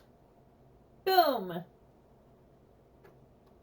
And I get 2 flasks of the boosting mixture for the Carpenters out of every 1,000 units of the boosting mixture that goes in here. So, I got this, this is pseudo-automated because all I have to do is drop the boosting mixture up here, and then it'll kick out the boosting mixture over here. So now I'm generating the boosting mixture I need for the Carpenters.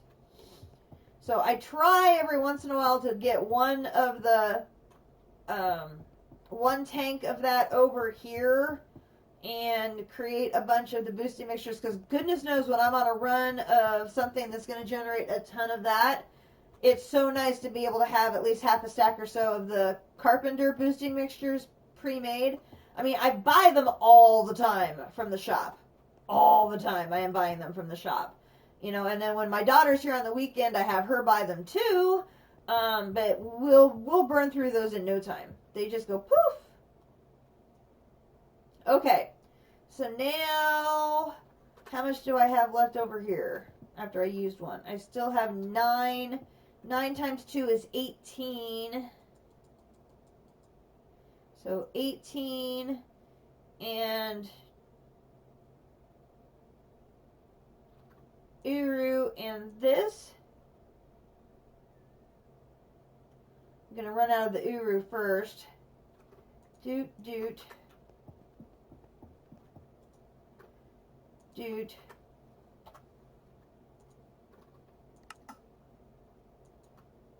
Okay, so now I'm going to need more Uru. And I'm going to need more Valerium. We're going to need more of both. So we'll head downstairs to the void room.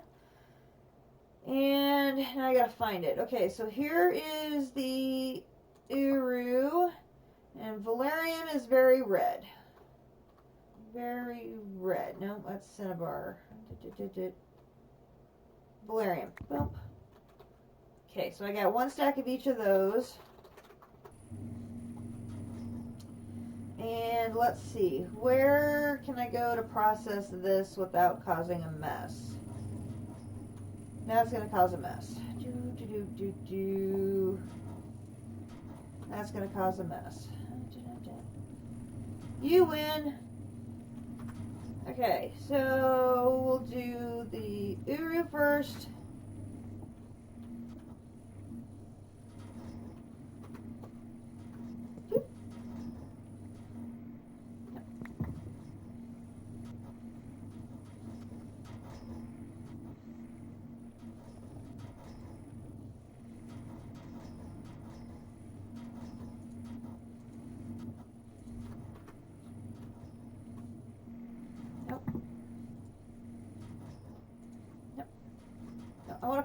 in there. Don't throw things at me. Silly machine.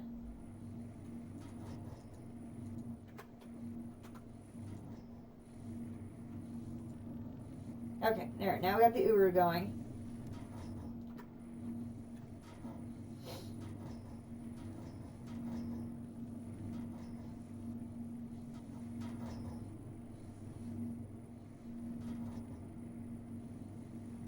Oh, yeah. See, since I don't have a bunch of stuff automated, my approach to virtually everything has basically been, generated as I need it. So I don't have huge stockpiles of everything ready to go, which in some ways helps because it means I don't have to store it all. But then I get to a situation like this where I need Uru, so I have to pause, go process some Uru, or process some Valerium. But it doesn't take long because I have all the infrastructure needed to produce it, so that isn't as big of a deal as it once was now that I have all this infrastructure in place. Oh, the gold's almost caught up. Okay. Who has the most gold? Looks like the one in the middle. Let's see. Let's do this.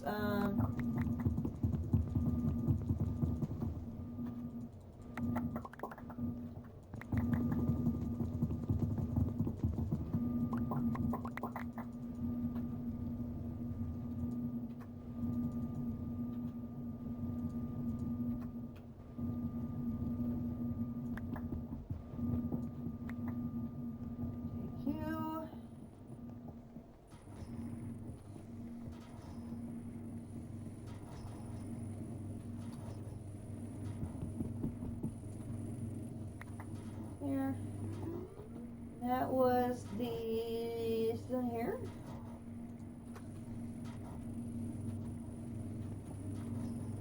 There. And add that. Okay, you're back to silver, so I can take that out. And we'll come over here, we'll do the same thing with the Valerian. And then we'll take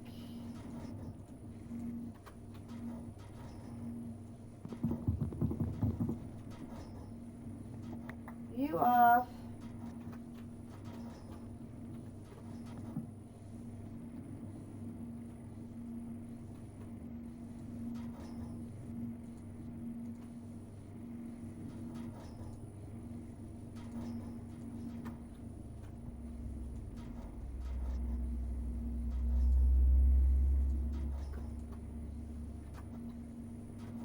No. You go there. Lovely. There we go.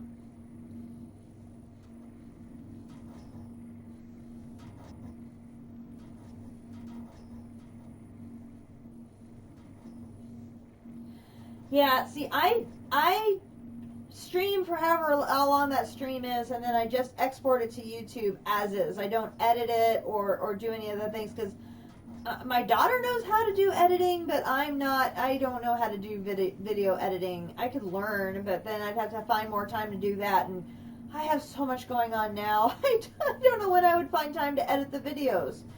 So, to me, it's just easier to just do the stream and then upload it to YouTube as is and let it go. And so that's what my approach has been. Of course, I've only been doing this since September of last year. I've been playing modded Minecraft for like a couple of years now, but I've only been streaming since. Yeah, and that's, in some ways it's nice that I have the control because I'm doing it all so manually, but then there's some things that are like, doing things manually is such a pain in the ass. Those data orbs and data circuits, oh my god. Being able to have a level of automation on doing those saves my life. I mean, those are just such a pain in the butt to craft. And if I didn't have at least the minimal level of automation that I do, they would just drive me insane. No, I didn't want to take all of them. Thank you. Just a couple.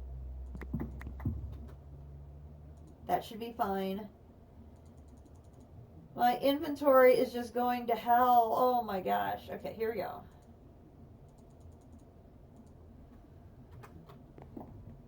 We're almost done. We have 1 millibucket left.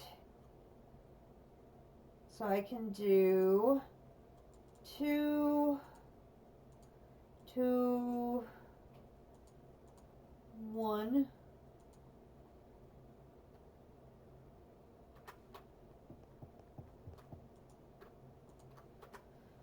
Then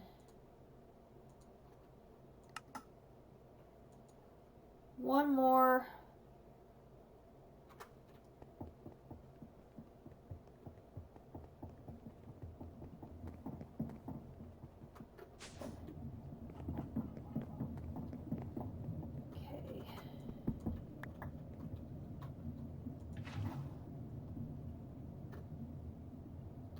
Looks like we're going to need more dark magic essence, and we're going to need a lot more blood.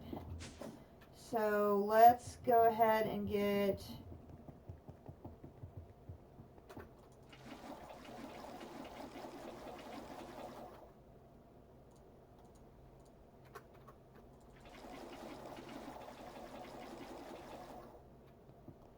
two more of these.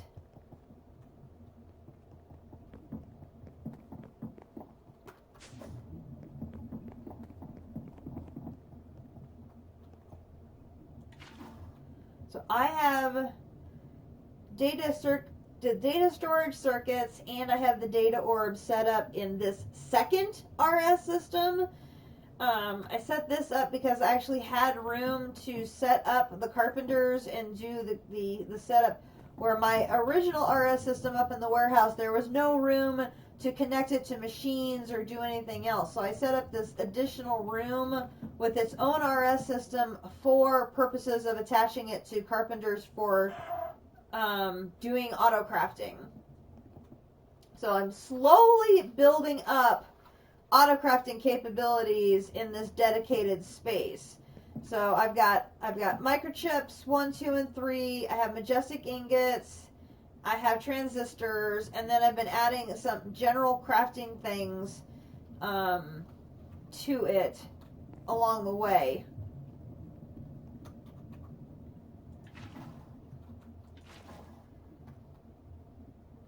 But I'm like very much in baby steps. Oh, hey, Kumadori, how you doing? Correct. Today is the start of March Madness. The basketball tournament gets underway in about 45 minutes. And so I went ahead and started an early morning stream. Since the games didn't start until later in the morning, I thought, we'll just do a stream at a slightly different time, so people who don't normally catch me in the evenings can watch. And luckily enough, Sunborn is here and able to watch this morning. Sunborn is also playing Dungeons, Dragons, and Space Shuttles. He has a series on YouTube that I've been watching and enjoying very much, and so very happy he's able to catch the stream this morning. And we've already made a discovery today. Yeah, this is my major holiday. I love it. And we already made a major discovery that boosting mixture not only increases the quantity of production in the multi-blocks, it dramatically increases the speed at which it produces. And Sunborn has been producing using lava without the boosting mixture. Yes! So, I'm currently working on making solarium in the Advanced Alloy Smelting Factory. So, with blazing pyrithium and the refined boosting mixture, it takes 10 ticks to make one. He is working with lava without any boosting mixture, and it takes 50 ticks. So he was astounded as I'm working. I'm putting. He was kind of confused because I'm like, I'm putting my blocks, I'm putting my ingots in here, and by the time I walk around to the other side of the machine, they're done processing, and he's like, what chicanery is this? How are you doing that? Oh, Sunburn, I am so sorry. Hey, I'm really glad I've been able to clue you in on this, because you are now going to save a ton of time going forward once you get this set up.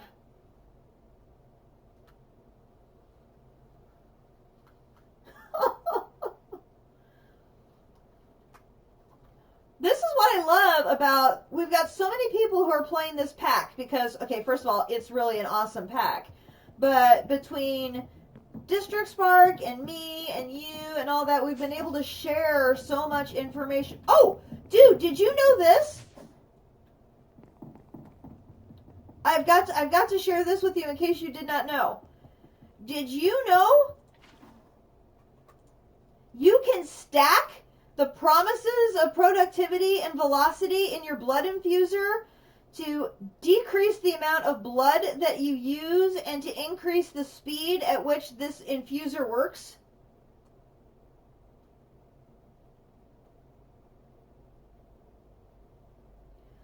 This is like game changing when it comes to making diamond promise acceptors.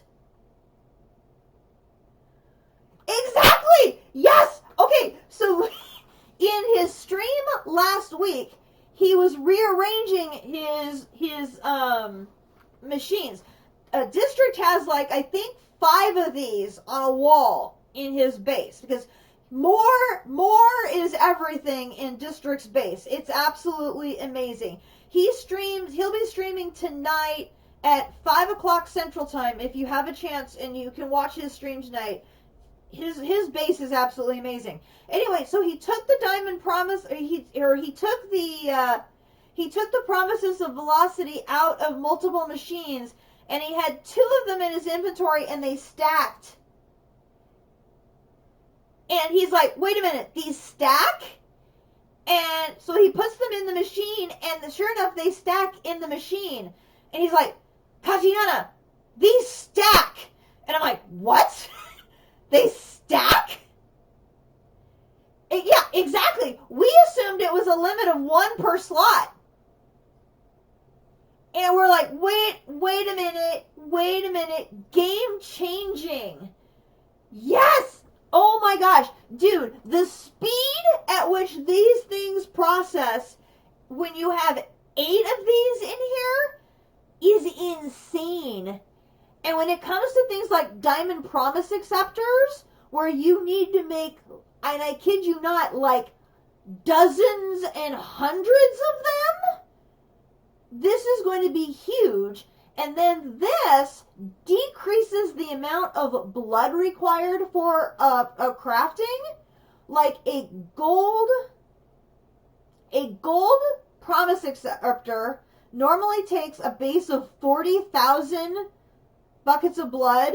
With 4 of these in here, it drops from 40,000 to 13,000.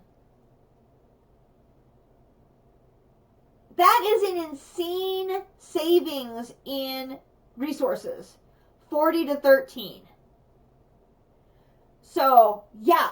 Since I have you online, I definitely wanted to share this with you because you're going to want to get this upgrade. So you need the Promise of Tenacity 3 so that it opens up all 4 slots.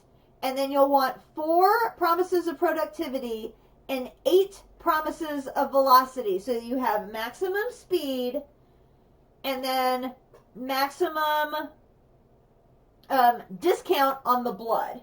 I think in theory you could probably max out all of these to, like, you could do 8 of these and 4 of these, but I think speed is probably what you want the most of.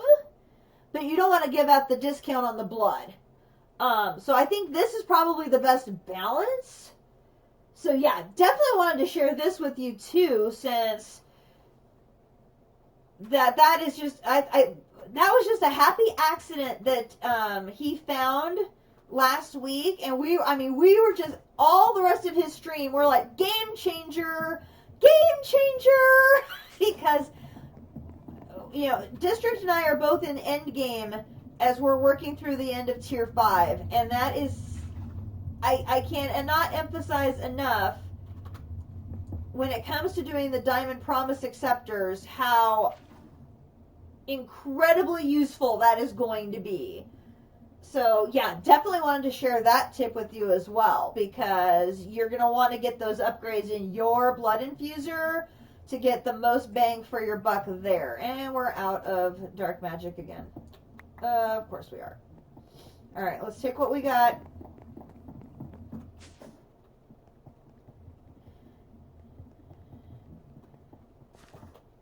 But yeah, Sunborn is now, he's going to get a refined boosting mixture automated setup going in his base, so he can get his multi-block made efficient as well, and that's just going to be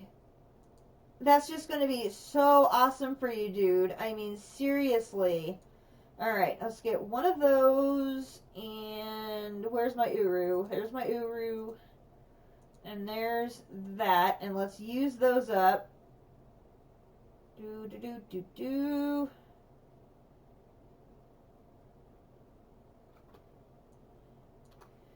My inventory is just completely whacked right now. It's just so whacked. Boop. That and that. 9 more. Oh, we're almost there. Grab one of those.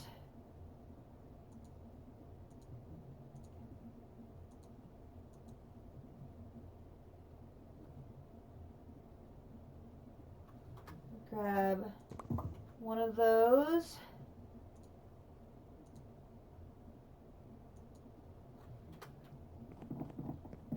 Okay, how many more do I have left here? 5. So I can do up to 10. So I can do this, this, this.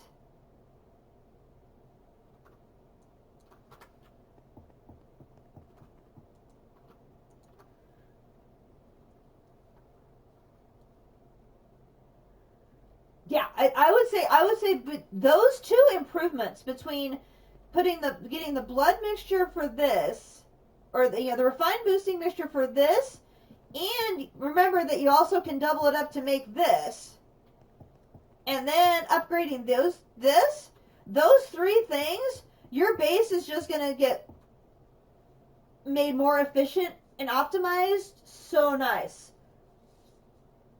Yeah, the never-ending to-do list. That's the other thing that we joke, District and I both, about our never-ending to-do lists, because that's the name of this game. You're constantly working on a project of some kind. 4 left. 4 left. And we have 1 boosting mixture left. Ugh. Okay, so we're going to have to make... I think we'll only need 1 more thing of proxy.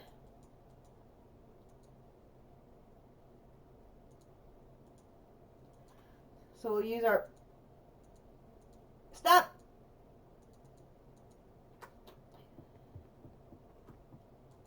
Use our last thing of proxy.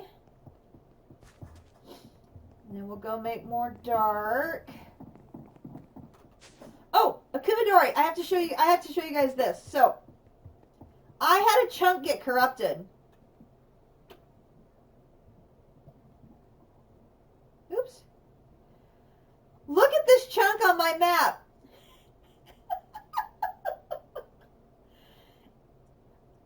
My base is in a Brushlands Hill region biome, and I have now this single chunk that says beach region.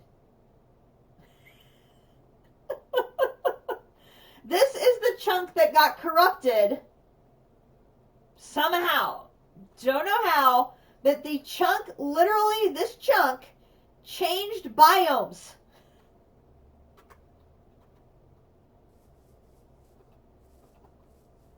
So now I know why I have a hole in my face. This chunk thinks it's a beach. I know! This is why there's a hole! So District Spark said if we wanted to, we could convert it to a squid farm. But I don't know. I mean, that doesn't explain what happened. Look how close it came to eating the cemetery. The cemetery is literally 1 block away from the chunk border. We lucked that out so damn close. That is how close we came to losing the part of the cemetery.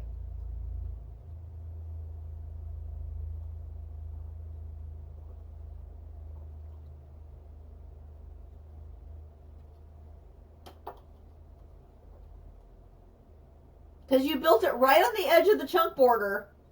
By coincidence, I guess. So when this chunk got corrupted, it changed to a beach biome. I know! Your cemetery missed it by that much!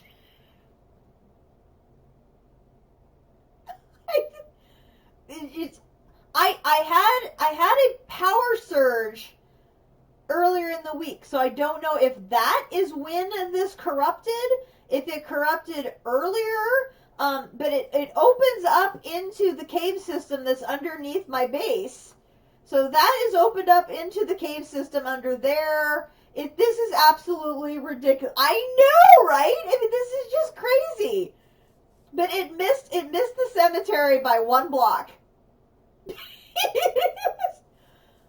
I don't remember why I was coming over here, and I'm like, I could see the edge of this as I approached, and I'm like, what the hell is this? And then it was like a day or two later that I saw on the map that the biome had actually changed in that chunk. In a server I play on with my buddies, we've had a chunk literally flip upside down. Bedrock at build cap and a hole to the abyss below. Okay, that is crazy. Oh my gosh. I'm very lucky that the chunk that corrupted was not in a critical part of the base. I mean, it didn't corrupt like in the warehouse or it didn't corrupt the kitchen or the stew room for doing ultimate stews, or I need to harvest berries. If I walked by there without harvesting the berries, a Kumadori would yell at me. It didn't corrupt the kitchen. It didn't corrupt any of the critical spaces in my base. At least if it was going to corrupt, it did it on an empty space, and it didn't break anything. But it was just like, oh my god, how is it? And they're like, well, that sometimes happens during World Gen, and I'm like, I am 2,658 hours into this game. There's no way I'm near World Gen. Yeah, that's now that chunk flipping upside down is an effect of a lucky block. I believe that is a lucky block effect of having the chunk flip upside down like that. Yes, I think that is the effect of a lucky block, is to flip a chunk like that upside down. I think lucky blocks can do so much crazy stuff. It's just insane. That's one reason it's like I love watching other people do them, and I hate doing them myself, because they're so dangerous. They're absolutely so dangerous.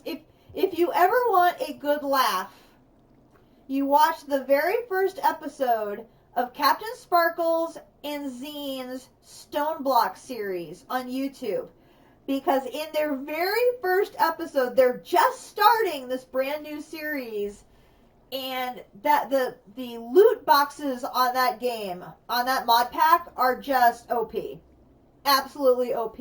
And like the second loot box that Zine gets, he gets 6 or 7 lucky blocks. I know!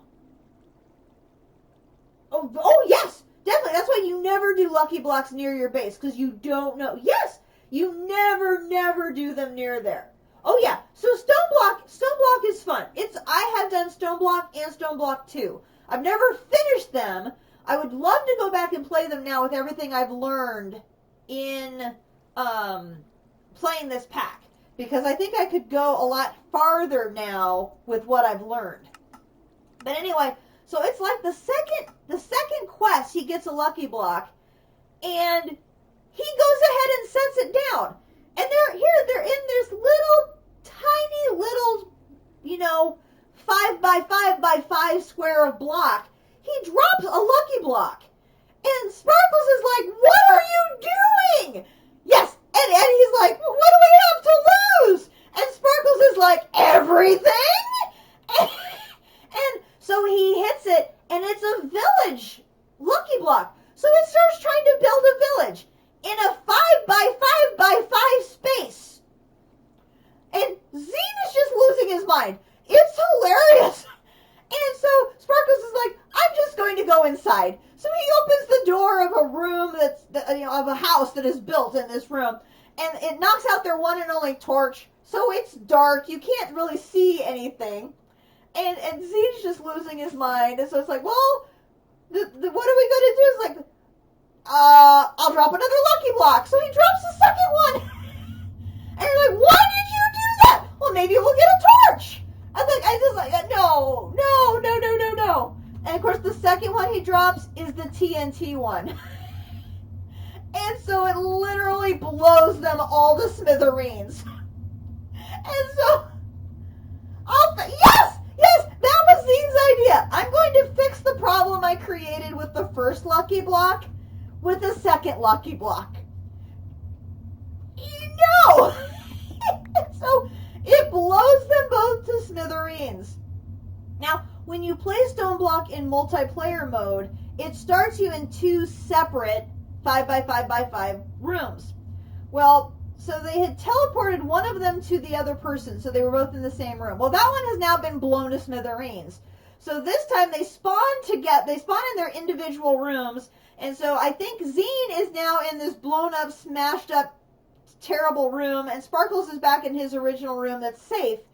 So he teleports him back to the safe room and basically admonishes him, you are never doing a lucky block again. It's like the first 10 minutes of their Stone Block episode, and it's just hilariously funny. I mean, I watch it every once in a while, and I've watched it so many times, and I still just laugh and laugh and laugh. It's just so funny. And then, I kid you not, like 10 or 15 minutes later, Zine gets like the most OP sword in the game. It has like looting plus 99, an attack bonus of 100 or something. I mean, it is like one of the like most legendary looting swords ever that basically breaks the mechanic of the game. And he's then like, this is all in the first episode. I enjoyed their Stone Block series immensely. It was just so much fun. And I mean, I've watched so many of their series in the past. I think I first introduced myself to them in their Sevtech series, which really got me interested in modded Minecraft to start with. And I mean, I've watched their Rustic Waters, I've watched their Project Ozone. I mean, I've just so many of their series over the years I've enjoyed. And they're an absolute riot. I cannot get enough of Sparkles and Zine. I mean, they're just so funny. Oh my gosh. Okay, so now I need the nucleum, and I always forget that pattern. It's the Abyssium, Osram, and the Proxy. Okay, so the Abyssium, the Osram, and the Proxy.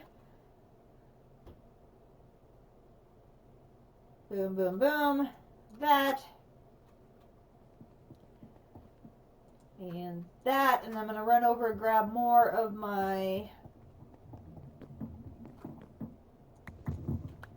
Grab those. And we'll grab those.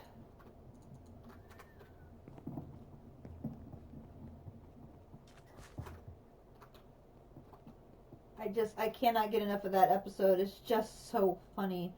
All right, let's do...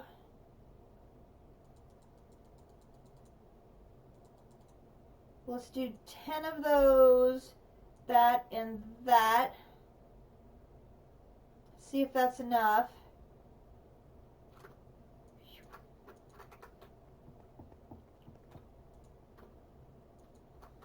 And that. Whoa, I didn't grab enough nether stars? Totally thought I grabbed enough nether stars.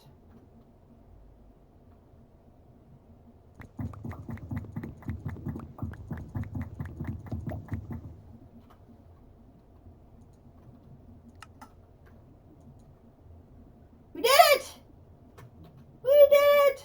Our tier 5s are complete. Okay, we can put everybody away. We are ready to assemble a tier 5 void miner. I'm going to put everything away here. All of this. I need to run downstairs to put the crystals away.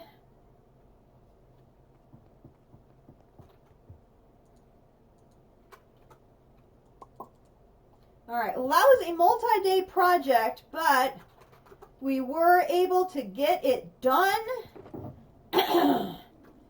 Grab all of that and that. I'll head downstairs. Grab our assembler. Now we have to finish clearing. We know we may not have to clear this because I think all the glowstone was in place when we had the tier 5 before. So we may actually be okay. So now the question is going to be, can I get this in place so that it will... Let me get some more dirt.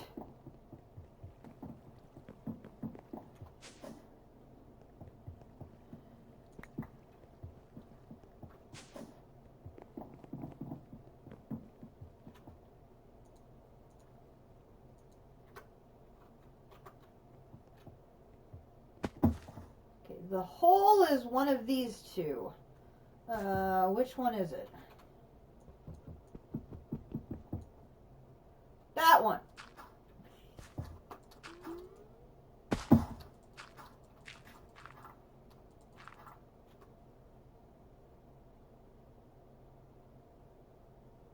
So it should be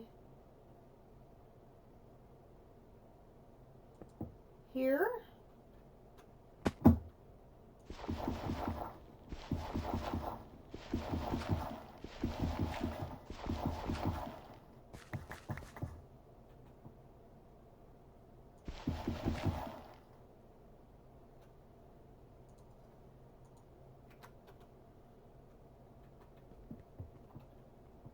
Let's see. Avoid the hole so I don't fall to my death. That would be bad.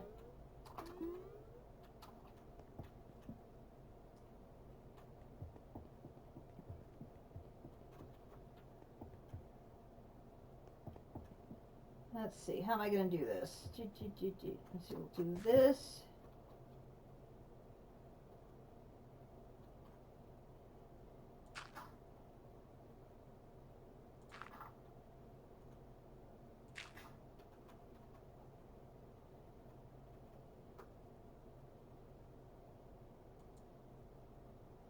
Well, no, you can't put it there. I can't see the control. You can't do that.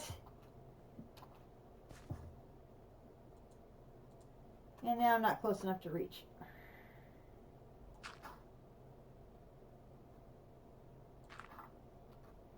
Don't do those blocks first. I can't reach. Oh, good grief.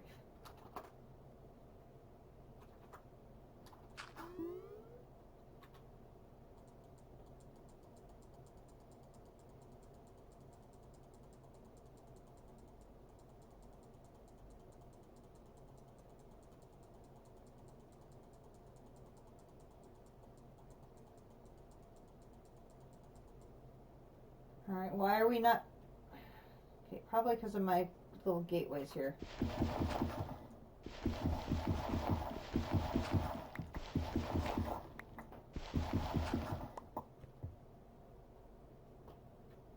Oh, no, it's probably because of the glowstone.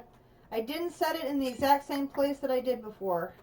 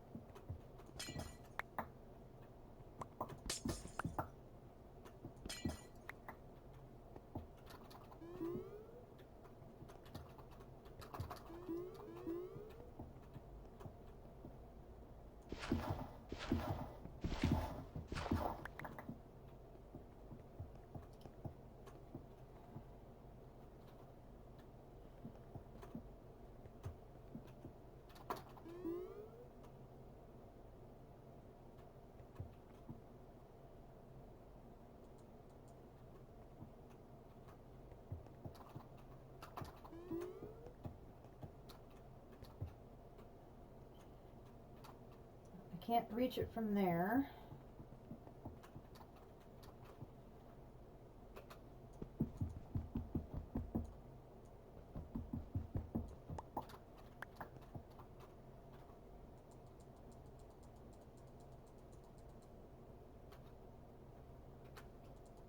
I'm missing one. Oh, I see what it is. I see what it is. It's going to be the...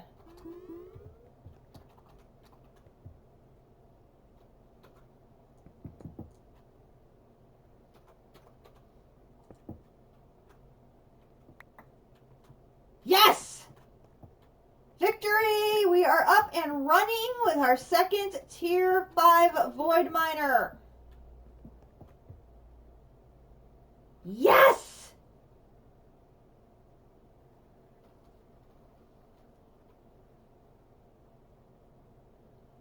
Oh. SevTech is actually the first pack that I ever did. That was my introduction. I got all the way to the final stages, and then my game corrupted. And I've never gone back to finish it or to start a new one. If you want to do something fun, try SevTech Ages of the Sky, which is the new one. It's SevTech meets Skyblock. And it looks really, really fun. And rats are fun. That's a new way of automating that I think is incredibly fun. I am excited, folks. Our second Tier 5 is up and running. Now, it does not have...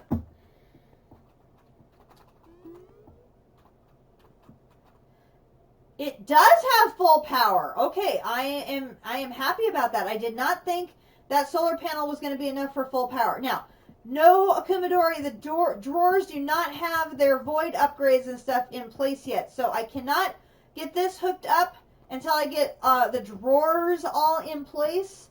So, oh, Sky Factory. I played Sky Factory 4, and I basically was able to do the first page, and that was it. But then I've learned so much in this pack. I would be very curious to go back to Sky Factory 4 at some point and see if the things I have learned, I could go farther the next time. Okay, so let me grab this.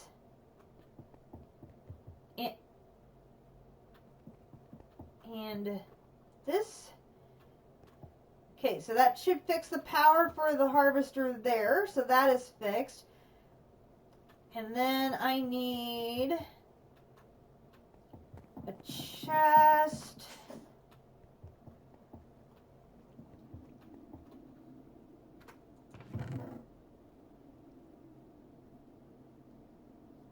wood casing. I only have one wood casing? Oh dear.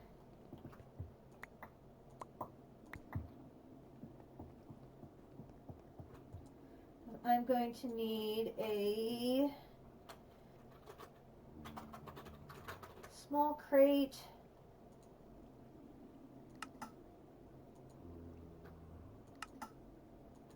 Need those. I need one of these. Did I have any Inori plates over here? No. Do I have an Inori plate over here? Yes. Phew. And then, what was the other thing I needed?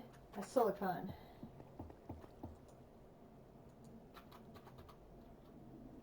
One silicone.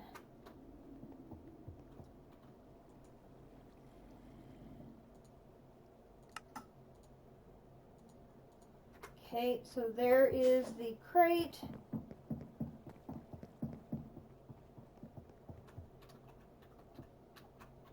Let me get that set up there so it starts outputting. That's going to fill up in no time, I know, but that at least is a start there. Then I need to populate these these 13 dark green. I need to populate with the 13 items related to extreme singularities. So we're going to come down here and we're going to grab one of you and one of you and one of you and one of you and one of you.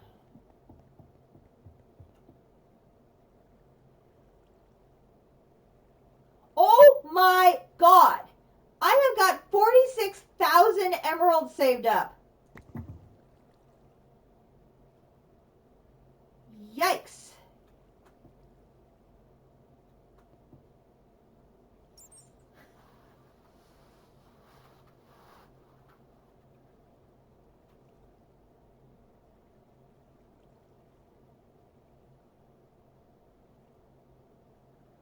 Okay, great. I'm so glad you caught the stream, Sunborn, and I'm really looking forward to seeing those changes in your world once you're able to get that stuff implemented. It's going to be awesome. So awesome. All right, so let's see. I've got those. I can grab an iron and a copper.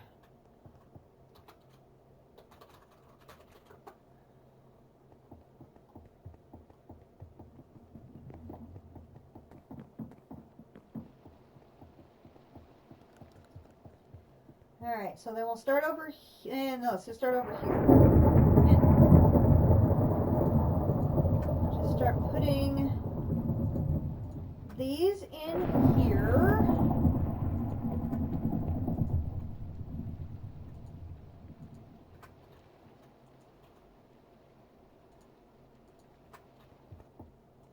Go. 10.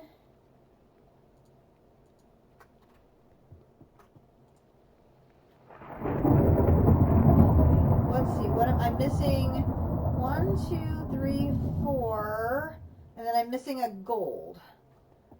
Okay, so here's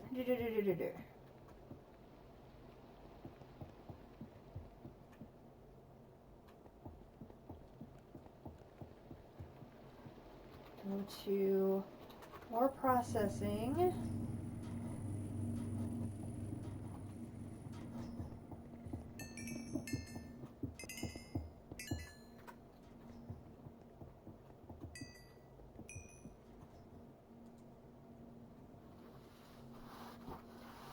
I think it'll be easier for me to catch one here.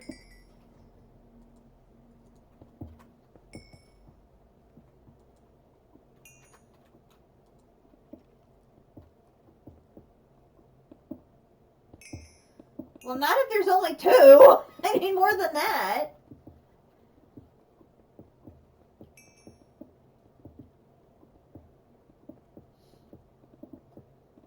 I am so glad I decided to stream this morning because it sounds like major help is coming Sunborn's way. Darn it, I need more than that. Sunborn is going to have some major upgrades coming his way from the things he was able to learn from my stream this morning, so that is very good news.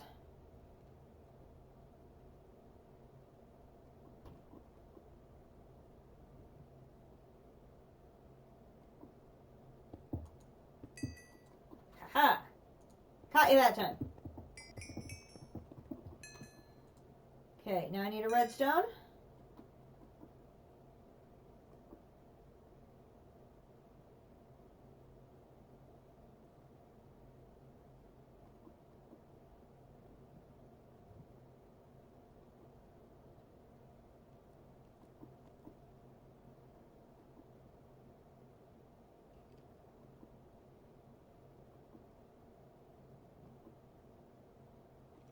Come on, redstone.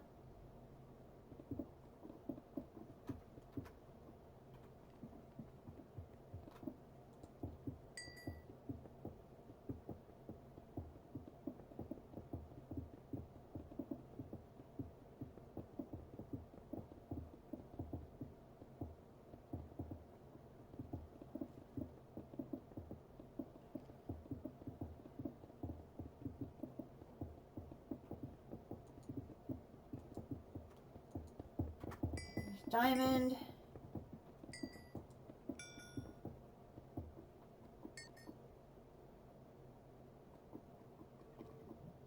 Alright, come on, redstone. You're the last one I need. Come on.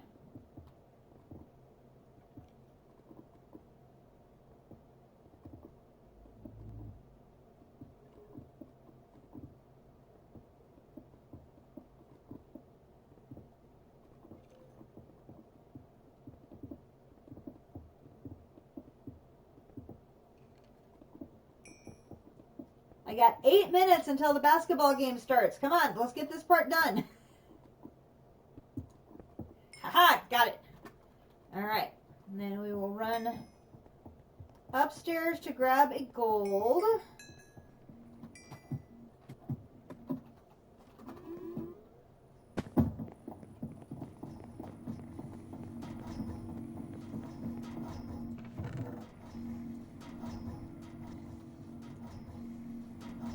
I'm going to take a bunch of the gold downstairs to run it through the 5X.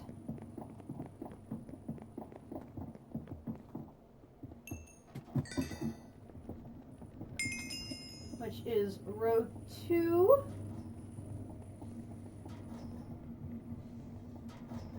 So we're going to put all of them in there and take one out. Go to the basement.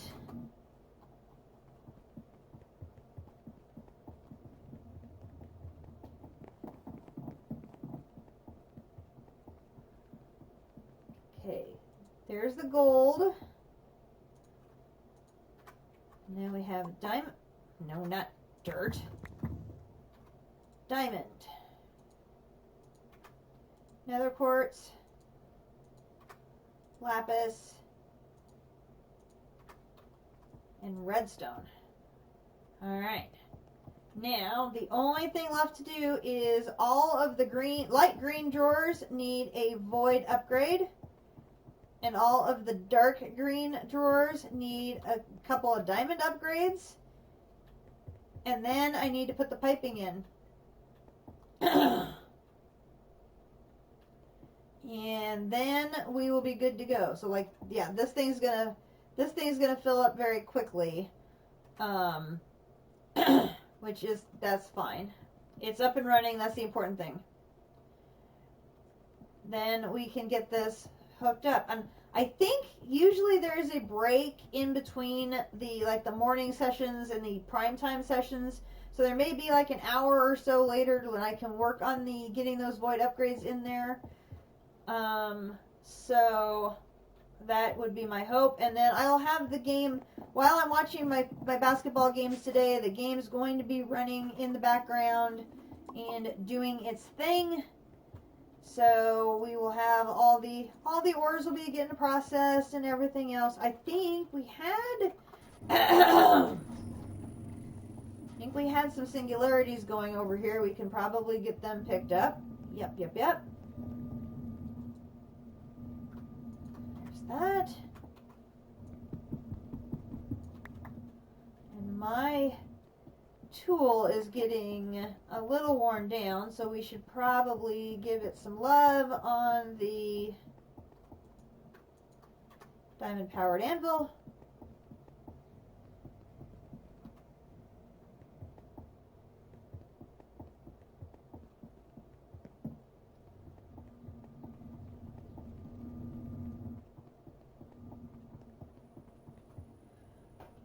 This one's up to 31,210. I believe that'll be 2 singularities worth at 34,000, so we'll just let that roll. This one's going to cap out here in a second, so we're just gonna, after that one finishes, I'm gonna do that. Where's my other pick?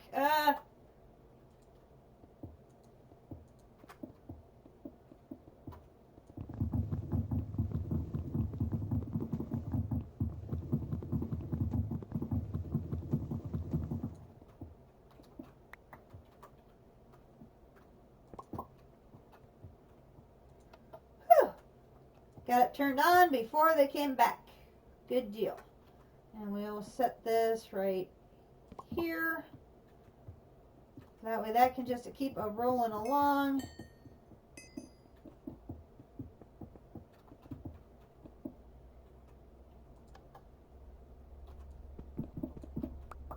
Ah!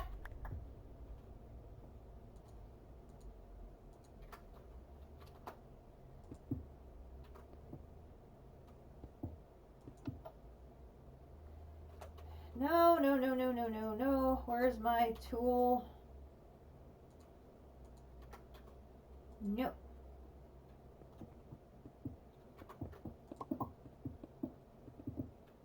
Okay, and then I can set this one. No. Which one do I want? That one. The redstone is 18.9.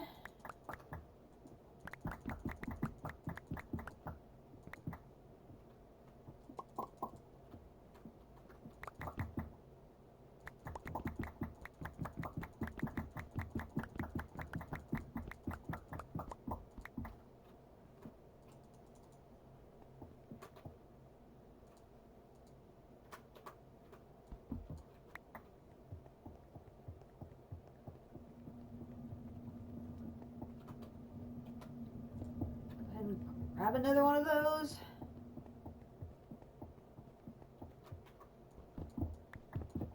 Need to upgrade those to elite. I have more of those. So there's diamond. And then that explains why this one just, oh, that's really, there you go. That explains why this one keeps on going, is because it's got 42,000 backed up.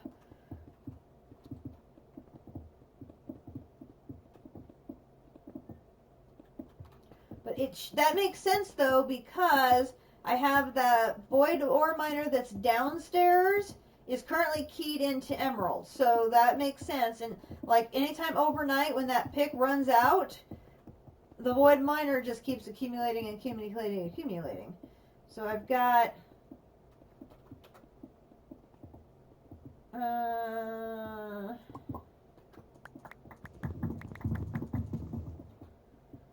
go ahead and put these in a larger bin so I can get this out of here.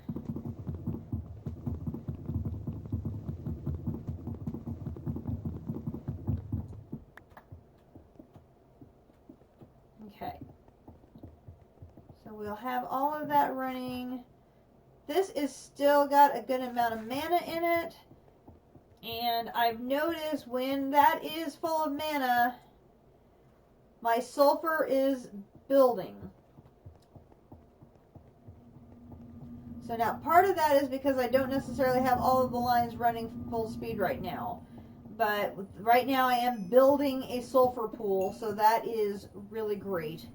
Because Because ideally, once I get all the modules and everything else built and all that, I can get this all up and running full speed.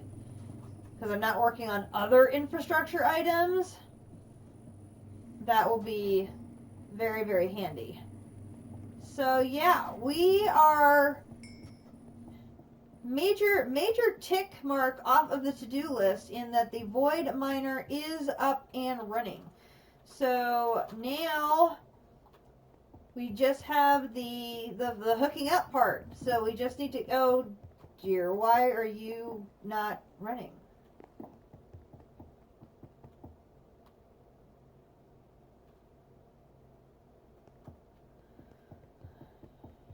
Why are you not running? You have no power. Why do you not have power?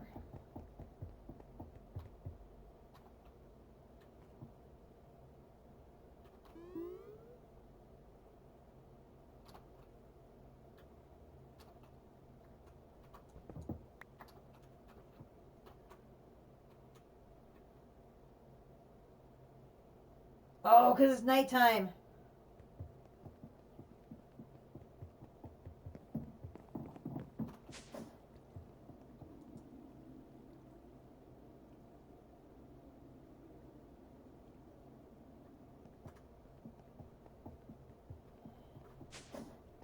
Yep. Okay, so this is going to be one of those situations where until we get that second power cell up here, this is only going to run during the day. Which for now, until I actually have the rest of the stuff ready, that's probably not a bad thing. Okay. Good deal. Good deal.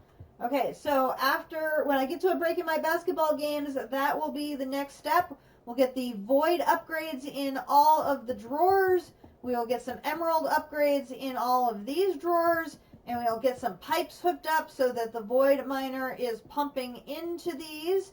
And then we'll need to get the Ender chests hooked up to these first 5 so that we will have 2 Void ore miners pumping into the pickaxe system. That should take that to a whole new level. Very, very excited about that. That is a major step forward in our progression towards these infinity ingots to get that up and running. So I am feeling good about that for sure. So, guys, I am going to sign off for today.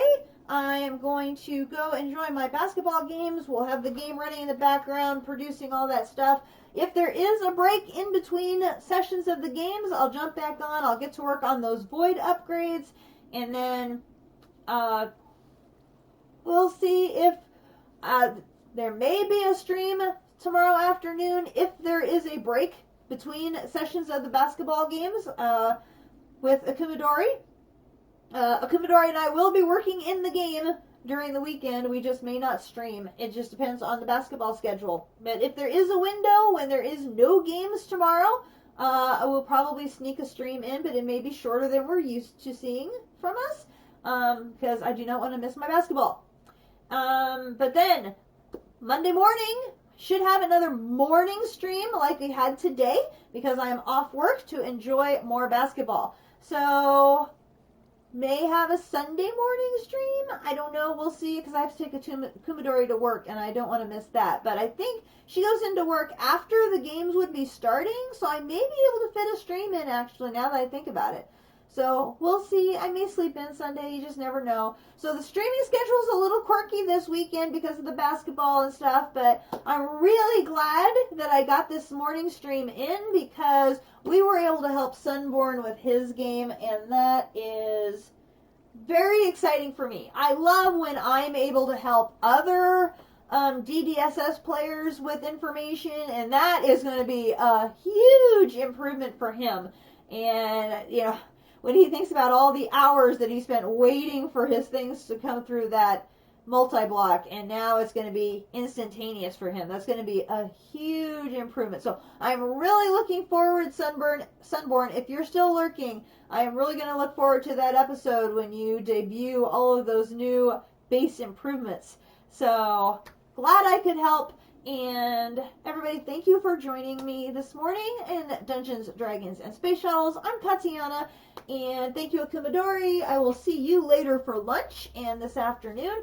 And thank you, Sunburn, for joining us. I'm really, really glad that you were able to make the stream today. And everybody else who was lurking today.